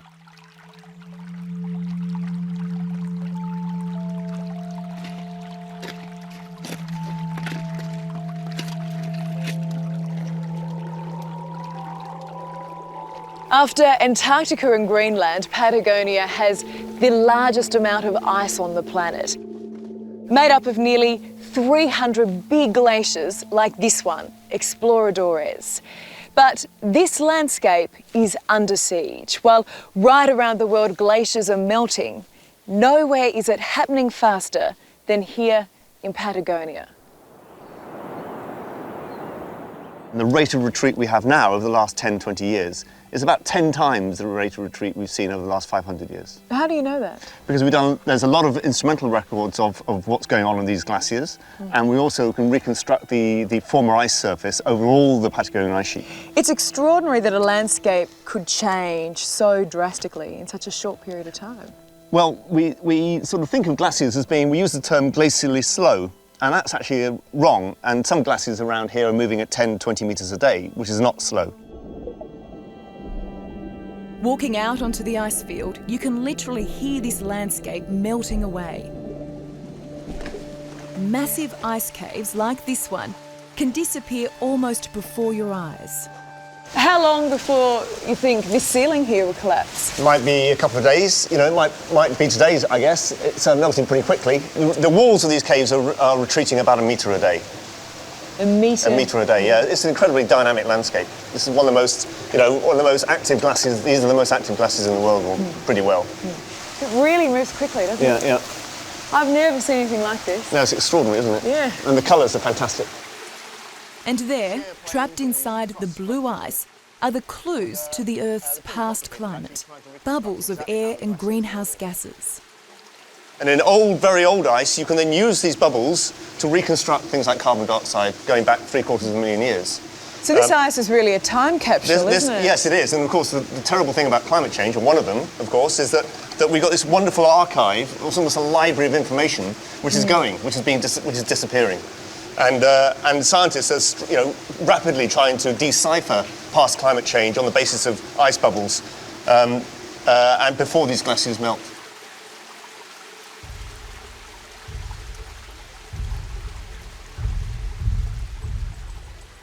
And as far as Stephen Harrison is concerned, to really understand how glaciers work, you have to explore their plumbing. Where the meltwater channels and drains dictates how these glaciers move. And that means abseiling down to the bedrock. I'll just stab myself in the backside. Okay. Okay, so now the fun begins. Yep, here we go. Welcome back to 60 Minutes and the great untamed wilderness that is Patagonia. It is one of the last truly wild places on the planet. But that doesn't mean Patagonia is immune from the effects of the modern world. Far from it.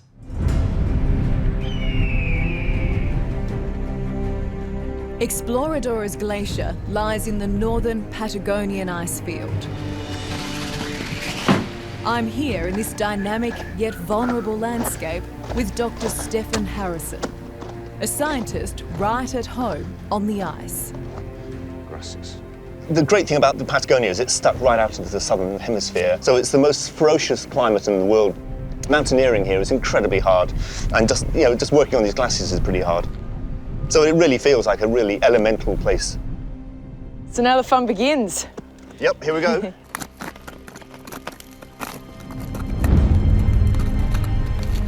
Back. Okay. Assisting us is local guide Pancho Giacomin, who has set up a fail-safe climbing rig. So if one of these lets go, then the other we have the other three, yeah. And that's the idea behind it. For all the time he has spent here, he's never lost his sense of awe. Well, look around now. We're the only ones here. We're the only ones here in a huge national park, enjoying the beauty of this place. And that means rain, sun, water, wind, and it's the forces of the planet in one place. And that's something that sometimes we as humans try to control, and here we don't control anything. And that's one of the beauties of Patagonia. This is your playground? Yes, it's playground, it's my classroom, it's my working desk, it's many things. It's a place I love. Okay. It's my turn to abseil. Think about the edge. And even though I have done this before... Lean back, wide apart. Never on ice. I won't. What's wrong? With Stefan already down the bottom, Pancho talks me out of my predicament. I don't know what to do. Shall I pull it tight? Pull it tight. Don't tie it up too much, okay? Okay, I can't stay here. After a few minutes, I was able to right myself. All the way? Okay. Excellent. Okay. Now.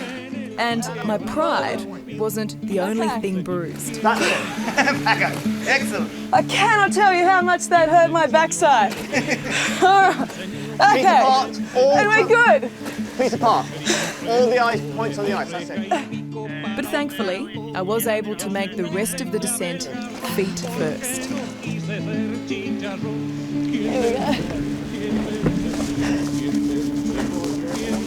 All I know is I have a very sore bottom. Yeah, well, that's what happens when you fall over on ice and you've got ice axes. Well, it was well worth it because this is amazing down here, isn't it? So at the base of the glacier, there's huge amounts of meltwater, and the glacier is actually sliding along that bed. And that bed will be made up of all sorts of rock and debris, but a load of water too. And so the glacier is sliding down valley. And that eventually, over thousands of years, or tens of thousands of years, produces the massive glacial erosion we see in this part of Patagonia. There are two ways glaciers get smaller, and that's by melting away or by sliding into the sea, what scientists call calving.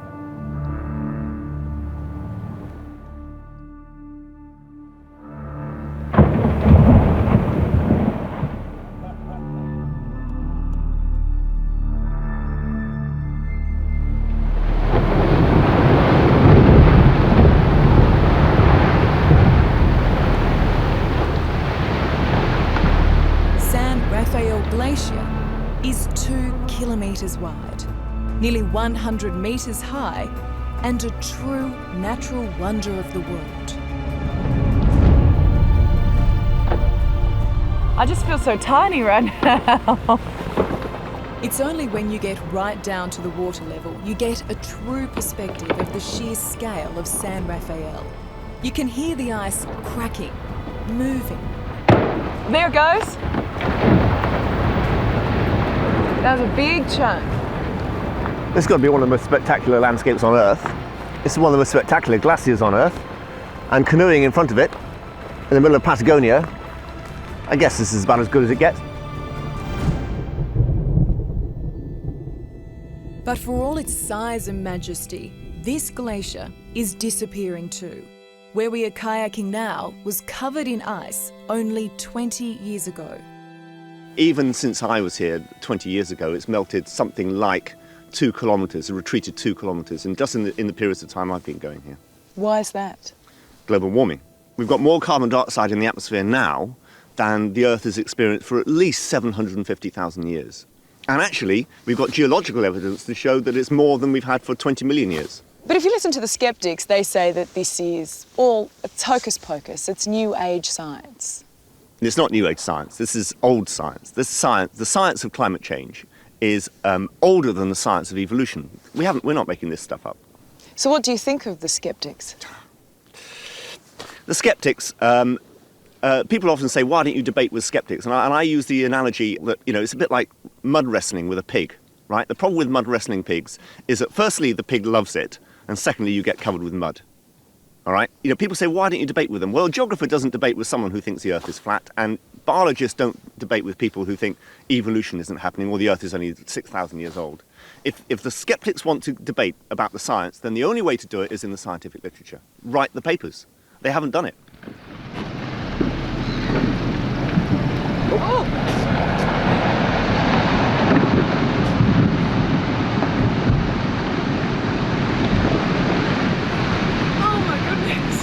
Of course, a big calving event like this one is entirely normal behaviour for glaciers like San Rafael.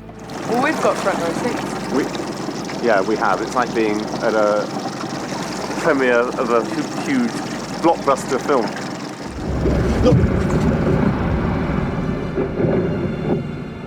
The problem here is that more ice is falling into the sea than ever before. So the glacier is retreating back up the valley, slowly vanishing on a one-way journey to oblivion.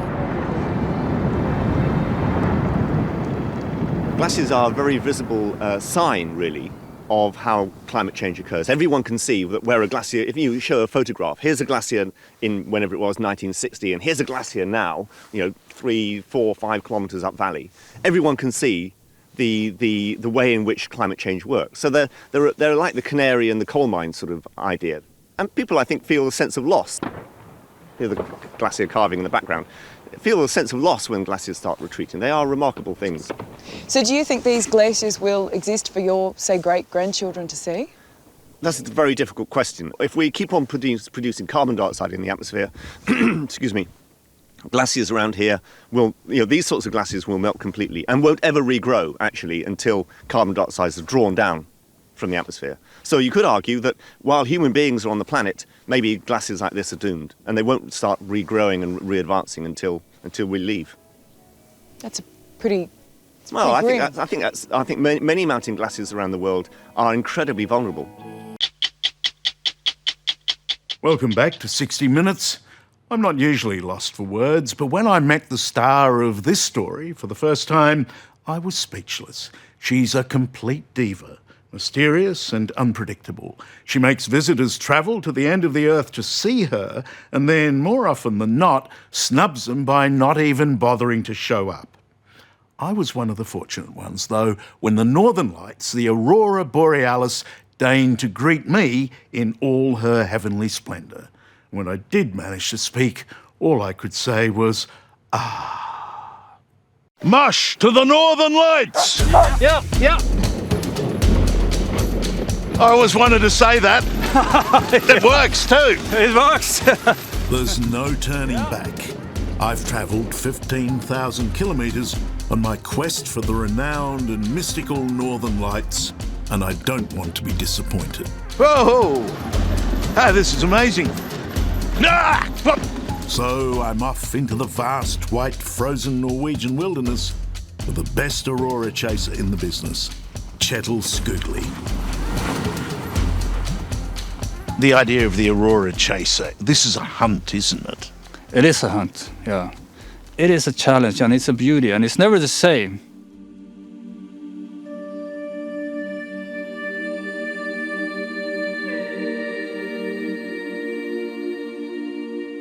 The Northern Lights are of this world, yet they are definitely out of this world. Aurora Borealis, the dawn goddess of the north. Hers is a celestial show that has entranced us through the ages, but never more so than now. Yeah, that's a keeper.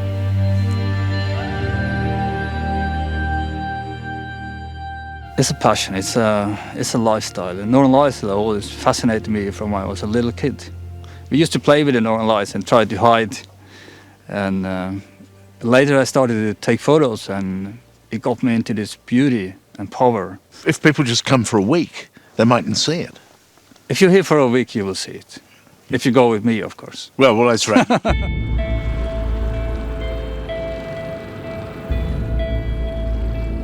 But before I had any heavenly encounter, my journey had to take a detour. I needed an aurora induction course from one of the world's foremost experts, Professor Fred Siggins. We are about half the way to the North Pole from the Arctic Circle here. This is the only way up to the Kjell Henriksen Observatory on the remote Norwegian island of Svalbard, 78 degrees north and only 1,300 kilometres from the North Pole. That was a great ride, Fred. I haven't done that before. Oh no, we're snowed in. Once inside the observatory, I relearned the old lesson that everything revolves around the sun. And it's very active, and you have eruptions like this one, and you have this big gas or solar mass being erupted from the sun. And it travels into space, and it has its own magnetic field with itself. And this, here you actually can see some of the, taken from satellite. The sun periodically throws out huge masses of radiation, racing towards the Earth millions of kilometres an hour. This is nuclear, this is big. Two amazing things then happen.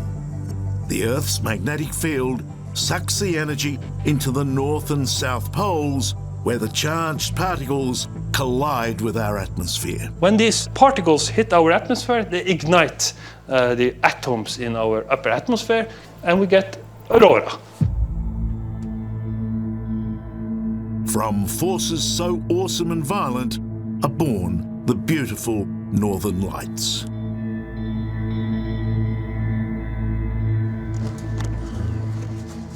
My aurora lesson wasn't over. Fred took me up onto the roof of the highest building in the Arctic. Give us a hand, Fred. Yep. Thanks, mate. Oh, we're on the rooftop of the world. It's Fred who's in charge of the world's biggest optical aurora observatory, but in fact, it's the Celestial United Nations up here. Cameras from 10 different nations are trained upon the sky. That's pretty good, isn't it, that all these nations are united in the pursuit of aurora? Yeah, we need to understand and the environment, not only on the ground, but all the way up.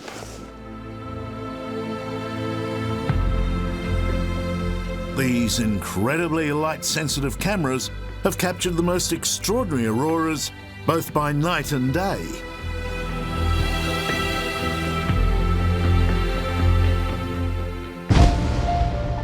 Smile. Say Northern Lights. Northern Lights.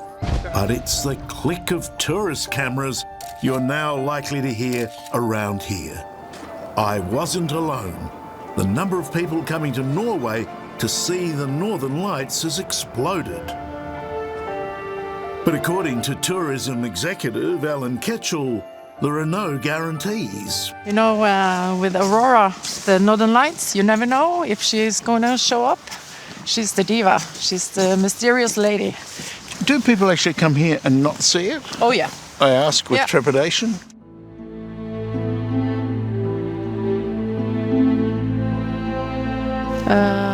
No, I would It's normally very, very shiny and bright, so... I'm totally lost. On the night of my first date with the diva, I was stood up. She was a no-show. Perhaps she'd been warned about some of the locals, polar bears. We shouldn't only be looking up in the sky, we should really have a look around as well. But what we can reveal is that Martha, who's here, Yes. and you seriously do this, you have someone with a Yes. gun when you're out looking at the aurora. You need that out on the tundra. Martha, what caliber is that rifle, and is it going to stop a bear? This is a 308. A 308? And it can stop a bear. And have you shot a bear? No, luckily not. I have not been in the situation where we had to shoot a bear.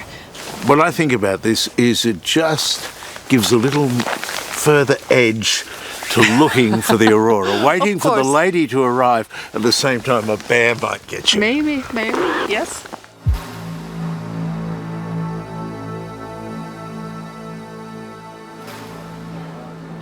From the freezing disappointment of Svalbard, I moved to Tromsø, the home of Northern Lights tourism and its leading guide, Kjetil Skugli.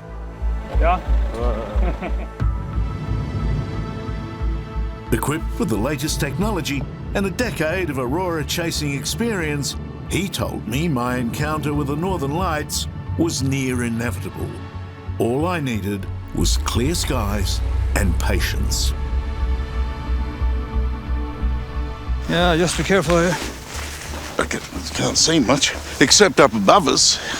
Yeah, that's good, isn't it? Well, let's just go down to the beach here. And this has got to be a great night. It looks so.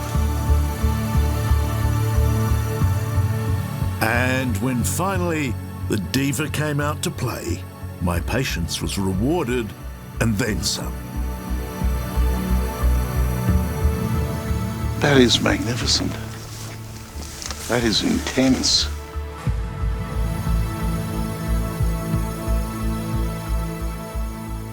As we know, the radiation in those solar sunbursts can be harmful to life on Earth. Fortunately, we're protected by the gravitational shield of the Earth, which pulls the radiation in, and protected by the atmosphere, which collides with it. At the same time as we're protected, we're given this fantastic entertainment. It's a wonderful show. You could say it's the greatest show, not quite, on Earth.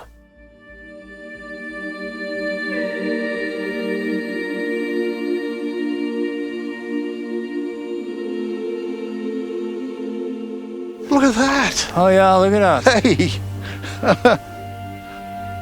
Hey, I'm an old reporter. I've seen most of the great sights on Earth. Yeah. But I think I might have left one of the best until last. It's one of the true wonders. It is wonderful, but it got me wondering about what people made of this kaleidoscope of light in times past. It must have scared the hell out of our ancestors. Yeah, they thought God was angry, diseases and war going to break out. And then there's a lot of other histories about the Northern Lights. You know, in North Dakota, the Indians up there, they thought the Northern Lights was reflections from fires under big pots where the great medicine men of the northern states simmered the dead enemies. Dr. Paul Breck is another Norwegian keen to replace Aurora myth with science, because he says there's much the modern world needs to know. What happens on the sun will have an effect on the Earth.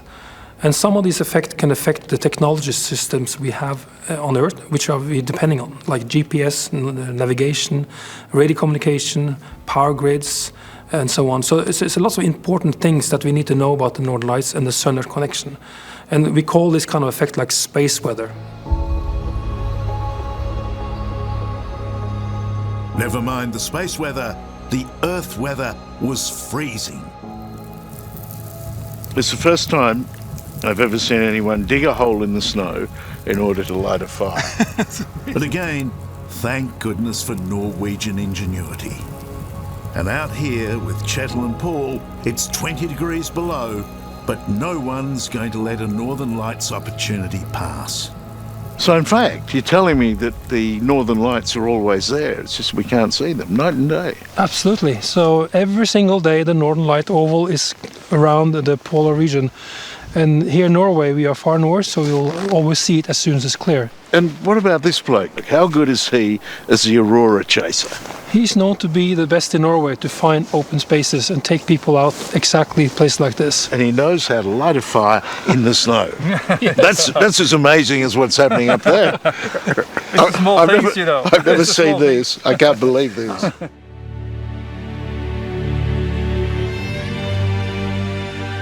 But soon our attention was taken from the fire on the ground to the fire overhead.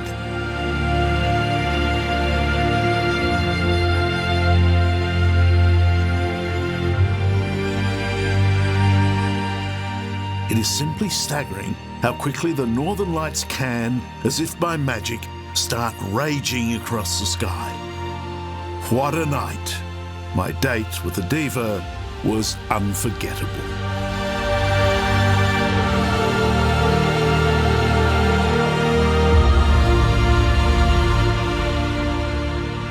Wow. This is beautiful. Wow. Look how what do you fast call that? This is almost like a corona. He's looking almost straight into the... Right up there you can see straight into the magnetic field lines. Look at the speed it's moving at. It's amazing. Look straight up now, you get this kind of look like an eagle.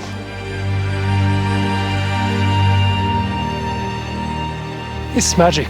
It just came out of nowhere. Less than 2 minutes it was here.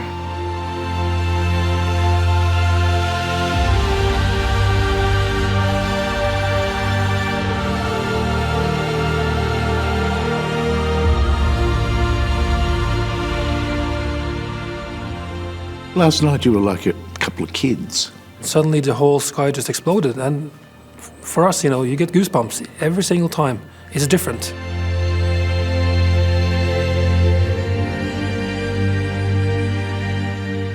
What do you get out of it? I don't know if I need therapy, but it's a good therapy. Getting aurora therapy here. Well, if that is madness, just let me be mad, you know, it's a good way.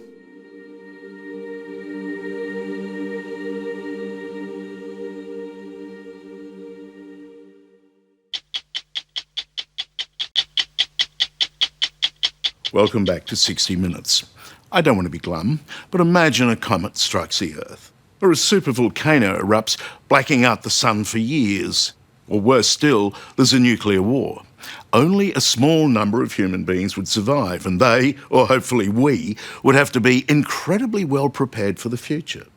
But just how would we restart our lives when the sun shines again? Where would we get the seeds to grow the crops to feed ourselves? Luckily, some scientists have been imagining the unimaginable and have built an incredible facility hidden deep in the remote mountains of the Arctic Circle. Appropriately, it's known as the Doomsday Vault.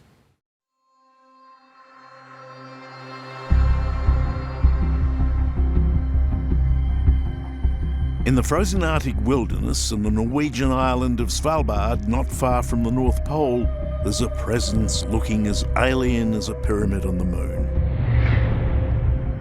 It towers 10 metres out of the ground and slopes backwards like a fallen obelisk. I've come here to meet its maker. I feel a bit of science fiction thriller happening here, and I think I can hear the James Bond theme starting up underneath. You mentioned that. I think that ultimately it's perhaps my only chance to meet a Bond girl. American Dr. Carey Fowler is walking me up to the so-called Doomsday Vault, inspired by his vision and funded by the Norwegian government. What an extraordinary place. But it's very much of this world, isn't it? Well, it is. It contains a lot of history, biological history of this world. And how far down will we go? We're going to go about 130 meters straight in. Deposited inside are the frozen seeds of 90% of the world's crops. A seed bank, a modern ark, the ultimate insurance policy against potential calamities of war, terrorism, fire and flood. In a mythology, God tells Noah that there's a flood coming. What impelled you to build an ark? Well, it wasn't a voice from the skies. I think it was just a long-term frustration with seeing a lot of crop diversity become extinct, and I was really aware of this loss, and it's a permanent loss. What drew your attention to it? Well, I was drawn into this field in the beginning by just becoming aware of the importance of crop diversity to agriculture and to food security. And I remember there was a famous scientist back in those days named Jack Harlan who said that these resources, he was talking about the seed collections in the gene banks, stand between us and catastrophic starvation on a scale we can't imagine.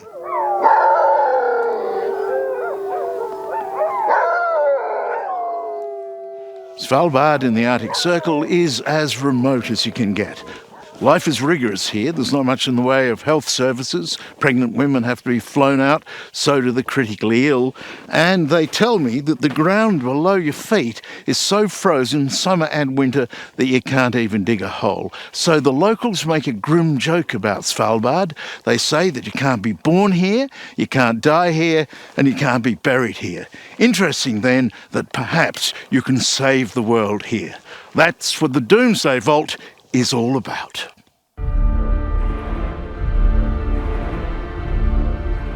After 9/11, you could say, well, what country and what building is safe in the world? So we thought there really has to be another location that's far away, that's remote, and the remoteness would provide safety, where we can store a backup, duplicate copy of all these seed collections, and that's how we managed to come here to Svalbard. Let's play with the doomsday notion, though. An asteroid hits the Earth. We have a nuclear winter for a number of years. A lot of plant life vanishes. Yep. Can we really put it back together again if we've got the seed? Well, I know we will not put it back together if we don't have the seed. Good answer. Which accounts for all this security we must pass through to get down into the vault. Is all this security really necessary, given where we are? We don't think so, and we certainly hope not, but we have a lot of security anyway. Why not? Wow. Why not? Look at that. And there's more doors.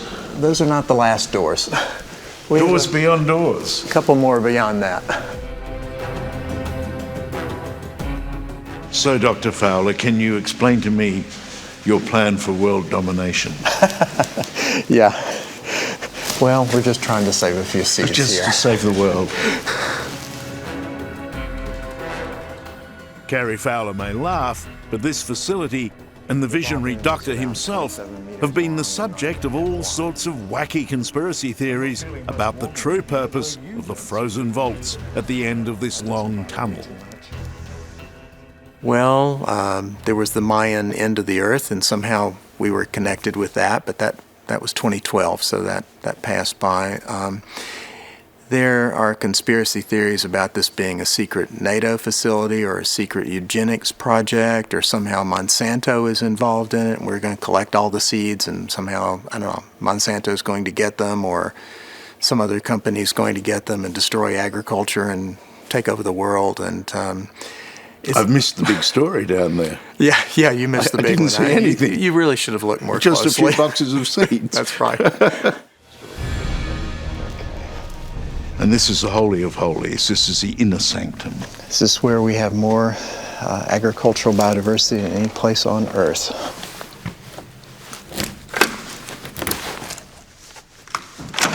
And it's 20 degrees below in here.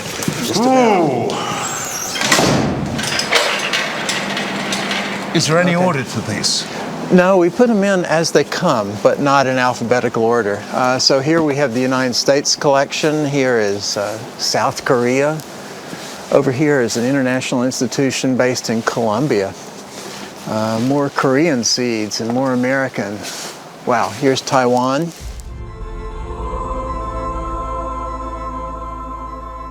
Here, frozen in time, lie samples of 870,000 different crop varieties, with each sample having up to 500 seeds. So all told, we've probably got 500 million seeds here. 500 million seeds. Yeah. And here's an interesting box here, North Korea. Yeah. And you'll note that North Korea and South Korea are pretty close to each other, and they're getting along here in the seed bank. Oh, right. Just fine. Yeah. Aisle after aisle is stacked with box upon box of seed from all over the world, including these 12 boxes from Australia. In here, it's seeds without borders. I've got some kind of wheat and some squash, humble squash seeds. Right. Everyday squash, but still has to be saved. Yeah, we don't make any value judgments about what we save or what we don't save. We save all the diversity we can. So it's an ark, a seed ark. Yeah. And you, my friend, you're Noah. Thank you. I'm not quite that old, though. I think he was 600 years old in the Bible. So the story goes. Yes.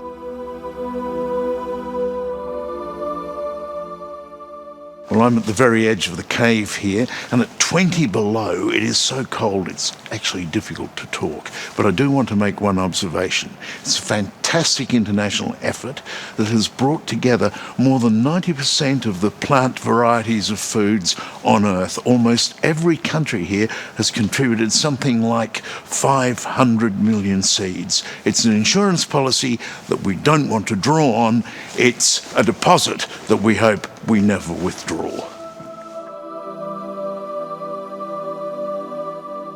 Actually, in a world where you don't find a lot of generosity and good spirit, it is a good thing, isn't it? Oh, it's an amazing thing. It's about the only thing I know that is built purely for the common good and for everyone around the world.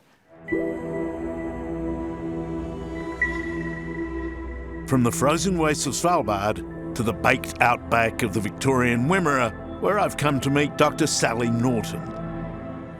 Crunching through the stubble instead of the snow, we couldn't be further in the world from Svalbard, could we? No, from the top of the world to the bottom of the world. From 40 degrees and flies to freezing cold. Absolutely. Yet there's a vital connection between the work Sally is doing here and what happens inside that cold mountain in the Arctic Circle. You lead the way, I'll follow you. Okay. Don't go too far ahead. Are there any snakes in here? Don't think so, hope not. On the edge of the long paddock, we're heading for a frontier of science.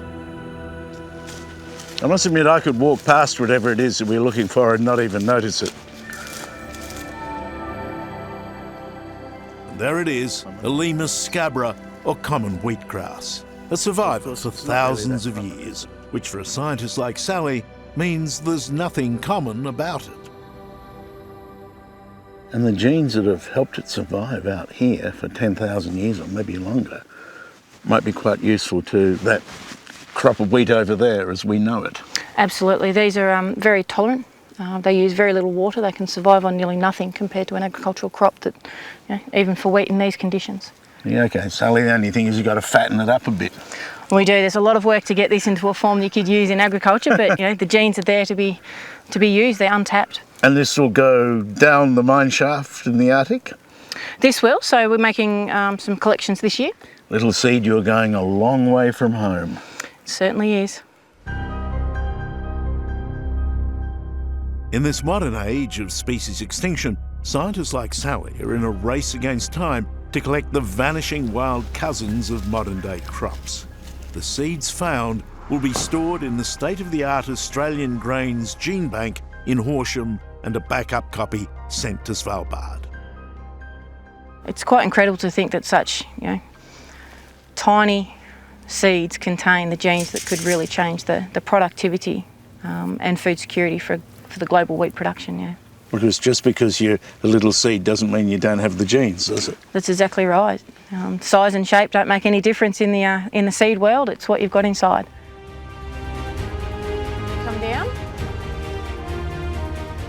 If you're in Australia and you drive along mile after mile of fields of wheat, it's tough to think of wheat as being endangered. Wheat as a domesticated crop is in the process of evolution, but if you stop evolution and you need diversity for adaptation and for evolution. You take away that diversity, you take away evolution, then wheat is a sitting duck. It's waiting for the next pest to come. Is it as simple as there isn't much genetic diversity, then a disease that can kill one will kill all? Well, absolutely. If it finds the first plant in the field appetizing, it's going to go after all the rest.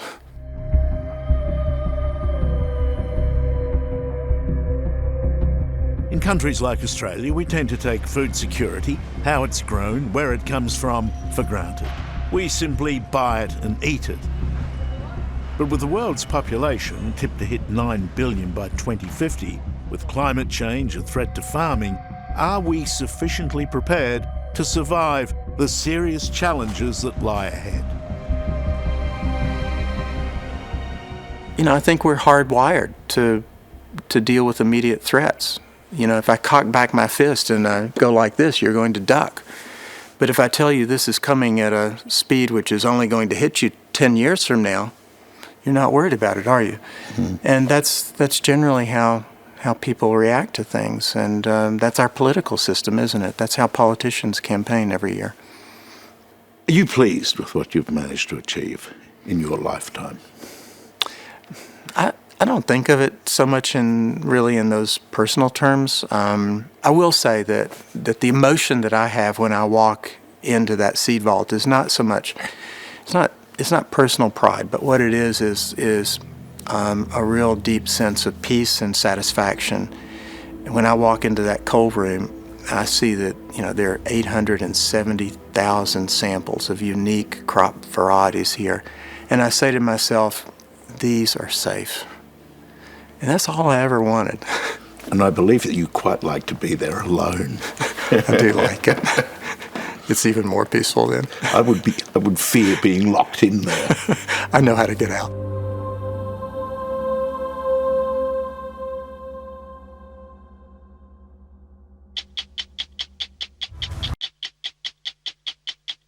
It's a hell of a view, some might say, a view of hell.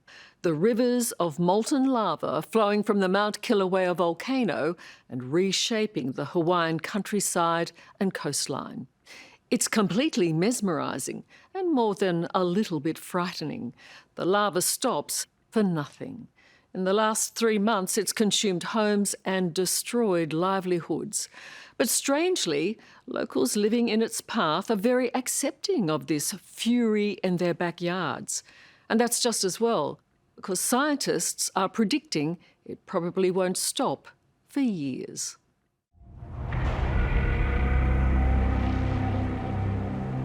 From the air, Mount Kilauea is a red-hot river of lava. And on the ground, there's no mistaking that this is a primal force of nature. Gigantic lava bergs are swept down channels of magma, obliterating all in its path and carving deep scars into the land.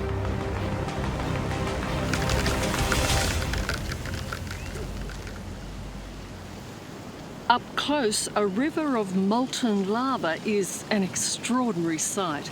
You can feel the power, you can certainly feel the heat. But it's to be remembered that this is a volcano that has decimated lives, destroyed whole suburbs of homes. Kilauea is spewing something like 100,000 litres of lava every second. And right now, it's showing no signs of stopping anytime soon.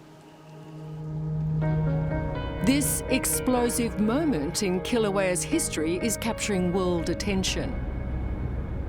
The sunrise hour is always nicer because you kind of have it to yourself. But few have been as besotted as local resident Damian Barrios. And do you get a bit excited? I mean, you call yourself a lava chaser. I do actually. I'm actually really antsy to get out of the car right now. But I don't know, you kind of get excited and, you know, you definitely anticipate that feeling. Most mornings, this 37-year-old is up before dawn,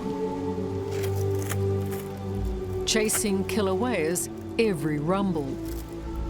It's really an amazing time for us to be here, to be able to witness this, because it's not going to happen again in our lifetime, probably.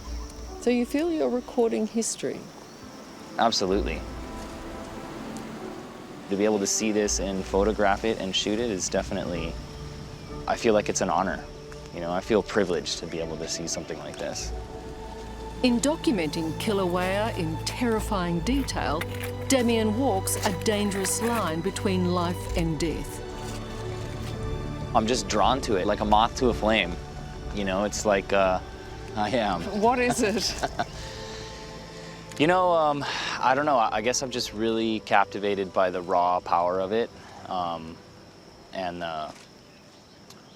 just feel like it makes you feel alive.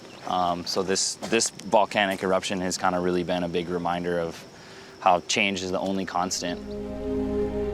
Life on the Big Island is likely to remain in a constant state of change for the foreseeable future. Scientists are now predicting that it could take years for Kilauea's current eruption to wind down. That's been a surprise for me.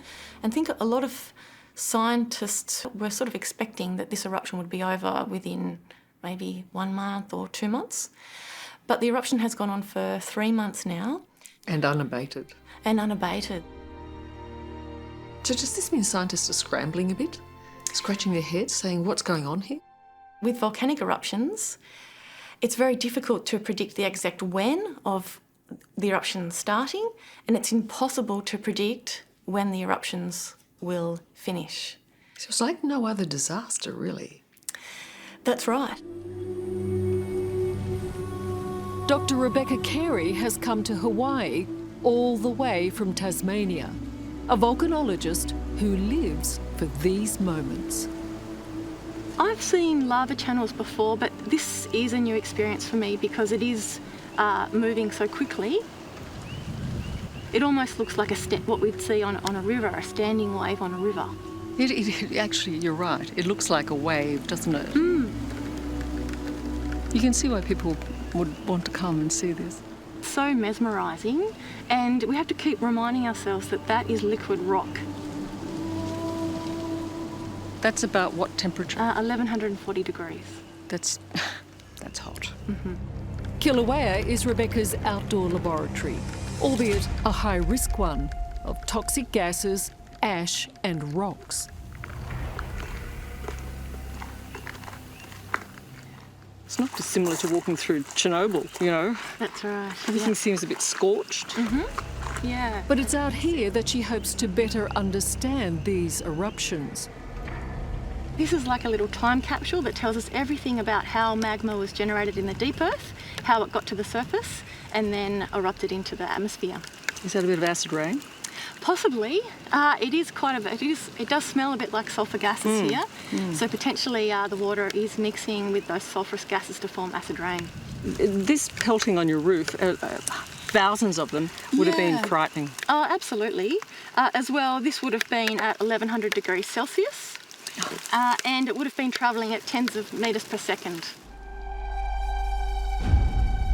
Since May, more than 700 homes on the Big Island have been wiped out by an endless fountain of lava, leaving more than 2,000 people with few possessions and nowhere to go. What is on your property as we speak? What's it look like? The moon. That's about the only way to describe it. It's just bare black rock with steam and smoke coming out of it. Eric Johnson is one of the organisers behind this community help centre. And like everyone else here, he and his family lost everything. So tell me about that day when you realised it's all going to go. Surreal, apocalyptic. There's so many words. It's difficult to describe unless you're actually there, because it's not just the sight, it's the feel, it's the sound. These giant concussive booms where you just feel like the whole body shake. And so it was almost like loading your stuff to evacuate in the middle of a war zone is about the only way to describe it.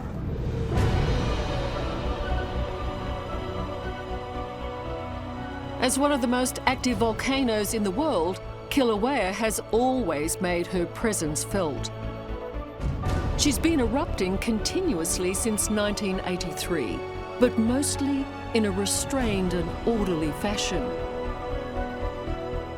When I came here 20 years ago, it was possible to explore the summit.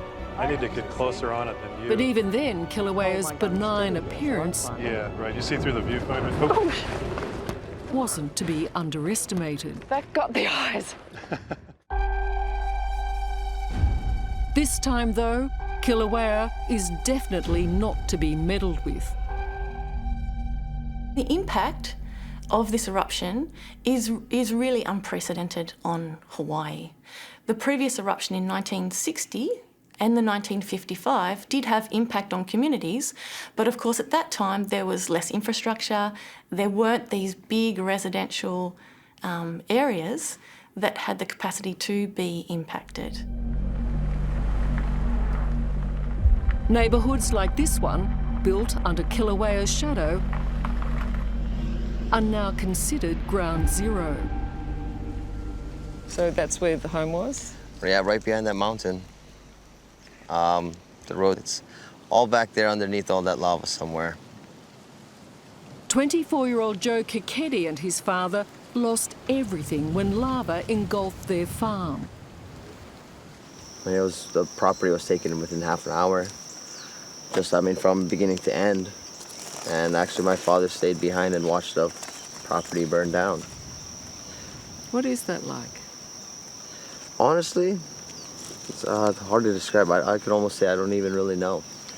The emotions, more so my father's part maybe, his legacy that he was going to leave behind. Is it a sense of helplessness or is it a resignation? I can't do anything, so I have to sit and watch. Just nothing you can do about it. So resignation in a way, yes, but also it's nature. There's nothing to really resign to except yourself. Joe's home, his belongings and childhood memories are now buried beneath 15 metres of lava. It's definitely a loss.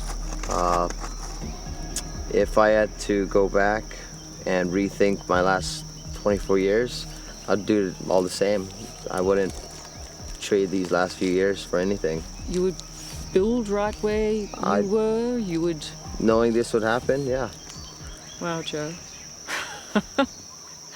Something might be wrong with me, but it's probably also the mentality of being born and raised here.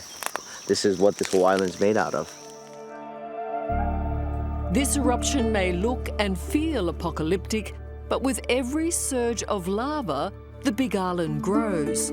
So far, more than 300 hectares have been added to its coastline. It's like a yin and yang. We can't have creation without a little bit of destruction. And so to me, it feels really humbling. In a way, it's kind of spiritual, is it? It kind of is a little bit spiritual in a way. You kind of really just strip yourself of anything that you think is important, that's bothering you, and it kind of just really reminds me of what's really pure and simple.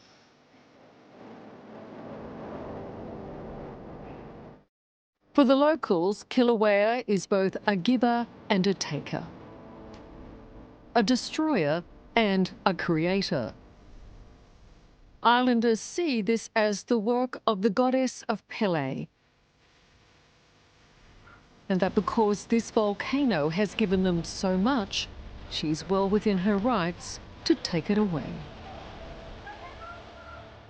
Most of the people here, we understood the risk of where we live, and we're going to start fresh and restart over. Even though obviously there's a volcano in your backyard. Where would I move that there's not a threat somewhere? When you look at statistically your odds of your property actually being destroyed by lava, it's very small. And I would take that risk again in a heartbeat. A lot of things we can't control. We can't control the weather.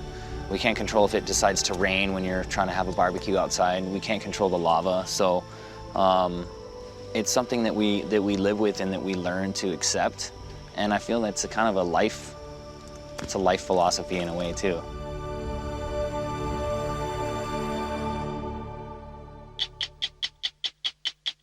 What do you think of snakes?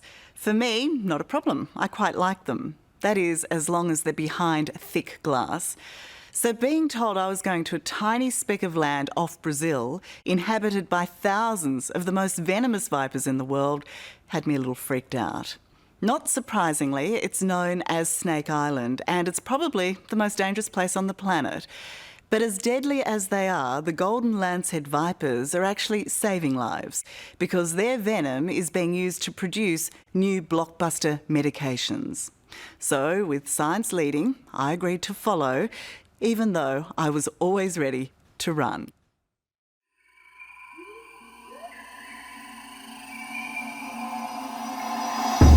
A stunning splash of green in a sea of brilliant blue. Comada Grande, off the coast of Brazil, is a tempting patch of paradise. But this place, better known as Snake Island, is off limits. All are banned from landing here unless you have special clearance. If the signs don't warn you off, the residents will. All 4,000 of them. Hidden in the trees and camouflaged on the ground, these are the golden lancehead vipers, one of the top 10 deadliest snakes in the world. You don't want to be bitten by these snakes. With these snakes, it will be a particularly painful death. You're going to die screaming. You're going to die screaming. Great. So why do you want to go anywhere near them? Comada Grande is the mecca for venomous snakes. But talk to the local fishermen on the mainland, and Snake Island is a place of legend, a place only fools would venture to. One of the main legends of the island is a terrible story. There was a family living there, the lighthouse keepers, and one night they were all bitten by the snakes and died. It makes people scared about going there. I believe the pirates had the snakes there for protecting their treasure. Would you ever brave the snakes to hunt for the treasure, to hunt for gold? No, I would not choose to do that because it's fatal. I would not risk my life to any gold, to any treasure. I don't think it's a good idea. So, ignoring good local advice, early the next morning, we prepared to head to Snake Island with a research team which will capture, tag and milk the snakes. It's a case of the early bird catches the snake in this case. Yeah, but we want to get out before it gets too hot. My guide is Australian molecular biologist Brian Fry, a scientist mad about snakes who calls himself the Venom Doc. But as a sign of how seriously we and the authorities take this, we're travelling with a full medical crew, armed with anti-venom, an artificial respirator and defibrillator. They also have an ambulance on standby. Let's just hope we don't have to use it today. Yeah. No, hope for the best and plan for the worst. This will be Brian's third trip to Snake Island. As a scientist, he is one of only a handful of people allowed to go there. One of my favorite places to go to. It's such a beautiful island. The snakes are so unique. The fact that they're deadly snakes, that doesn't worry you? No. That's your stock in trade. That's the fun part. You know, I don't work on butterflies. You know. We are the first Australian media granted special access to the island. And so now we're heading 30 nautical miles off the coast of Brazil. As we approach our destination, Brian is right. Visually, the island is striking. But from here on in, things become hazardous. With the help of Brian's Brazilian colleague Felipe, the first test is getting on the slippery island. Okay. And I fail. Sorry, yep, I'm good. Just slippery. Well, there's your dramatic entry onto the island. That's the easy part, right? Snakes, here we come. Great. Before we head off into the wild, we need to protect ourselves. Snakes only, well, basically, they don't start fights, they end them. So as long as they don't feel threatened, they won't just bite you.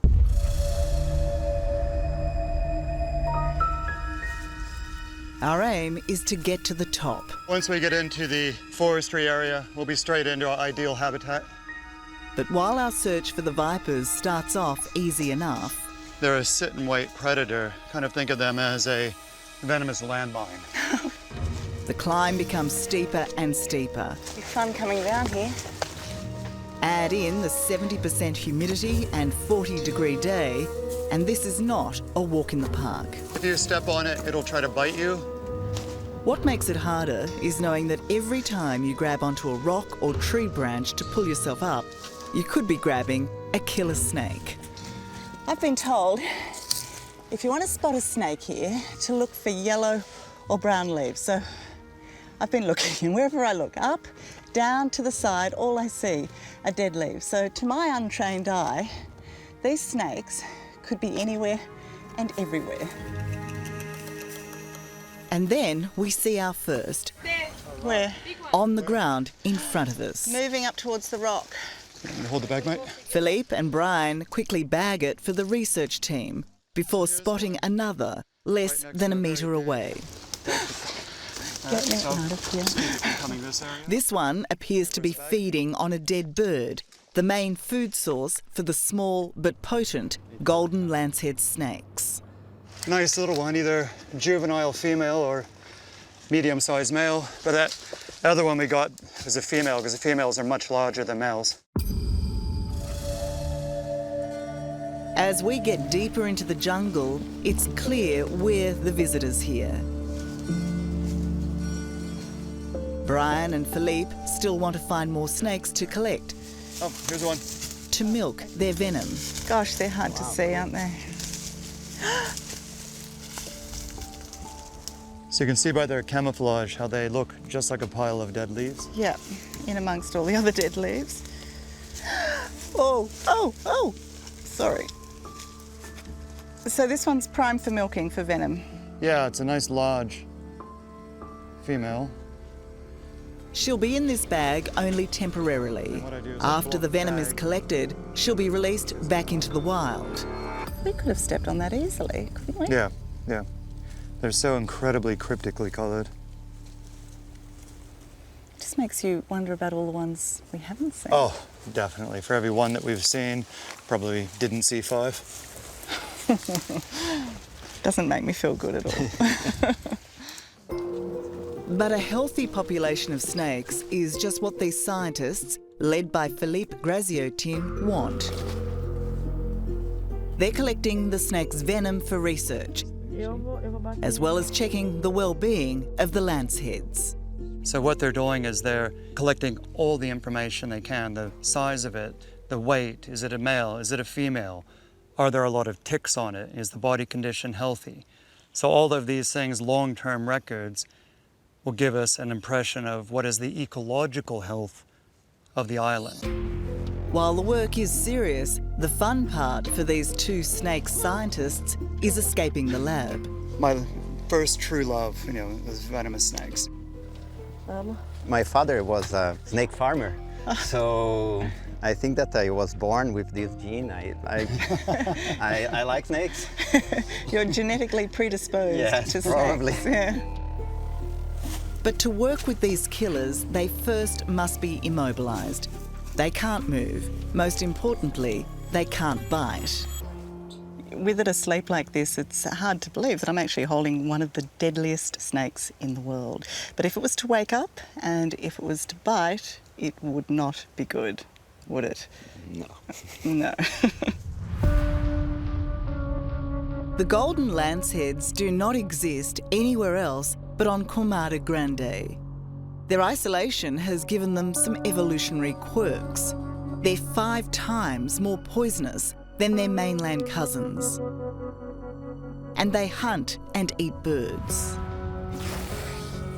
They may be some of the most venomous creatures on the planet, but the real threat is to them, not us. As idyllic as Snake Island might seem for snakes, its isolation is no guaranteed protection for its unique inhabitants. Land clearing on the mainland is reducing the number of birds that used to stop here on their migration path. Fewer birds means less food, and less food ultimately means less snakes. just in the 5-year cycle that I've been studying, I can see changes on this island. And it's really, really depressing for someone like me who is just in love with these kinds of animals. But this is an unnatural disaster. This is a man-made catastrophe that is symptomatic of what is going to happen for the rest of the world. Even if you're not so fond of snakes, there are good reasons to care about their future, because their health could ultimately affect ours. So what are we protecting the snakes from? Because the snakes are very special for us, and then contamination can happen. At the Centre for the Study of Venomous and Poisonous Animals, Rui Seabra is taking me into his venom lab, where vipers, including the golden lanceheads, are studied. They're also milked to create anti-venom for a country that suffers 30,000 snake bites with 150 deaths a year. This is a precious liquid of the golden lancehead. The golden liquid of the golden lancehead? Yes, like a gold. How much damage could this cause? Yes, it's enough to kill 3 or 5 people. That's enough to kill 3 or 5 people? Maybe more. But this deadly liquid is also the key to saving human lives. We are developing a new medicine to avoid clotting in human.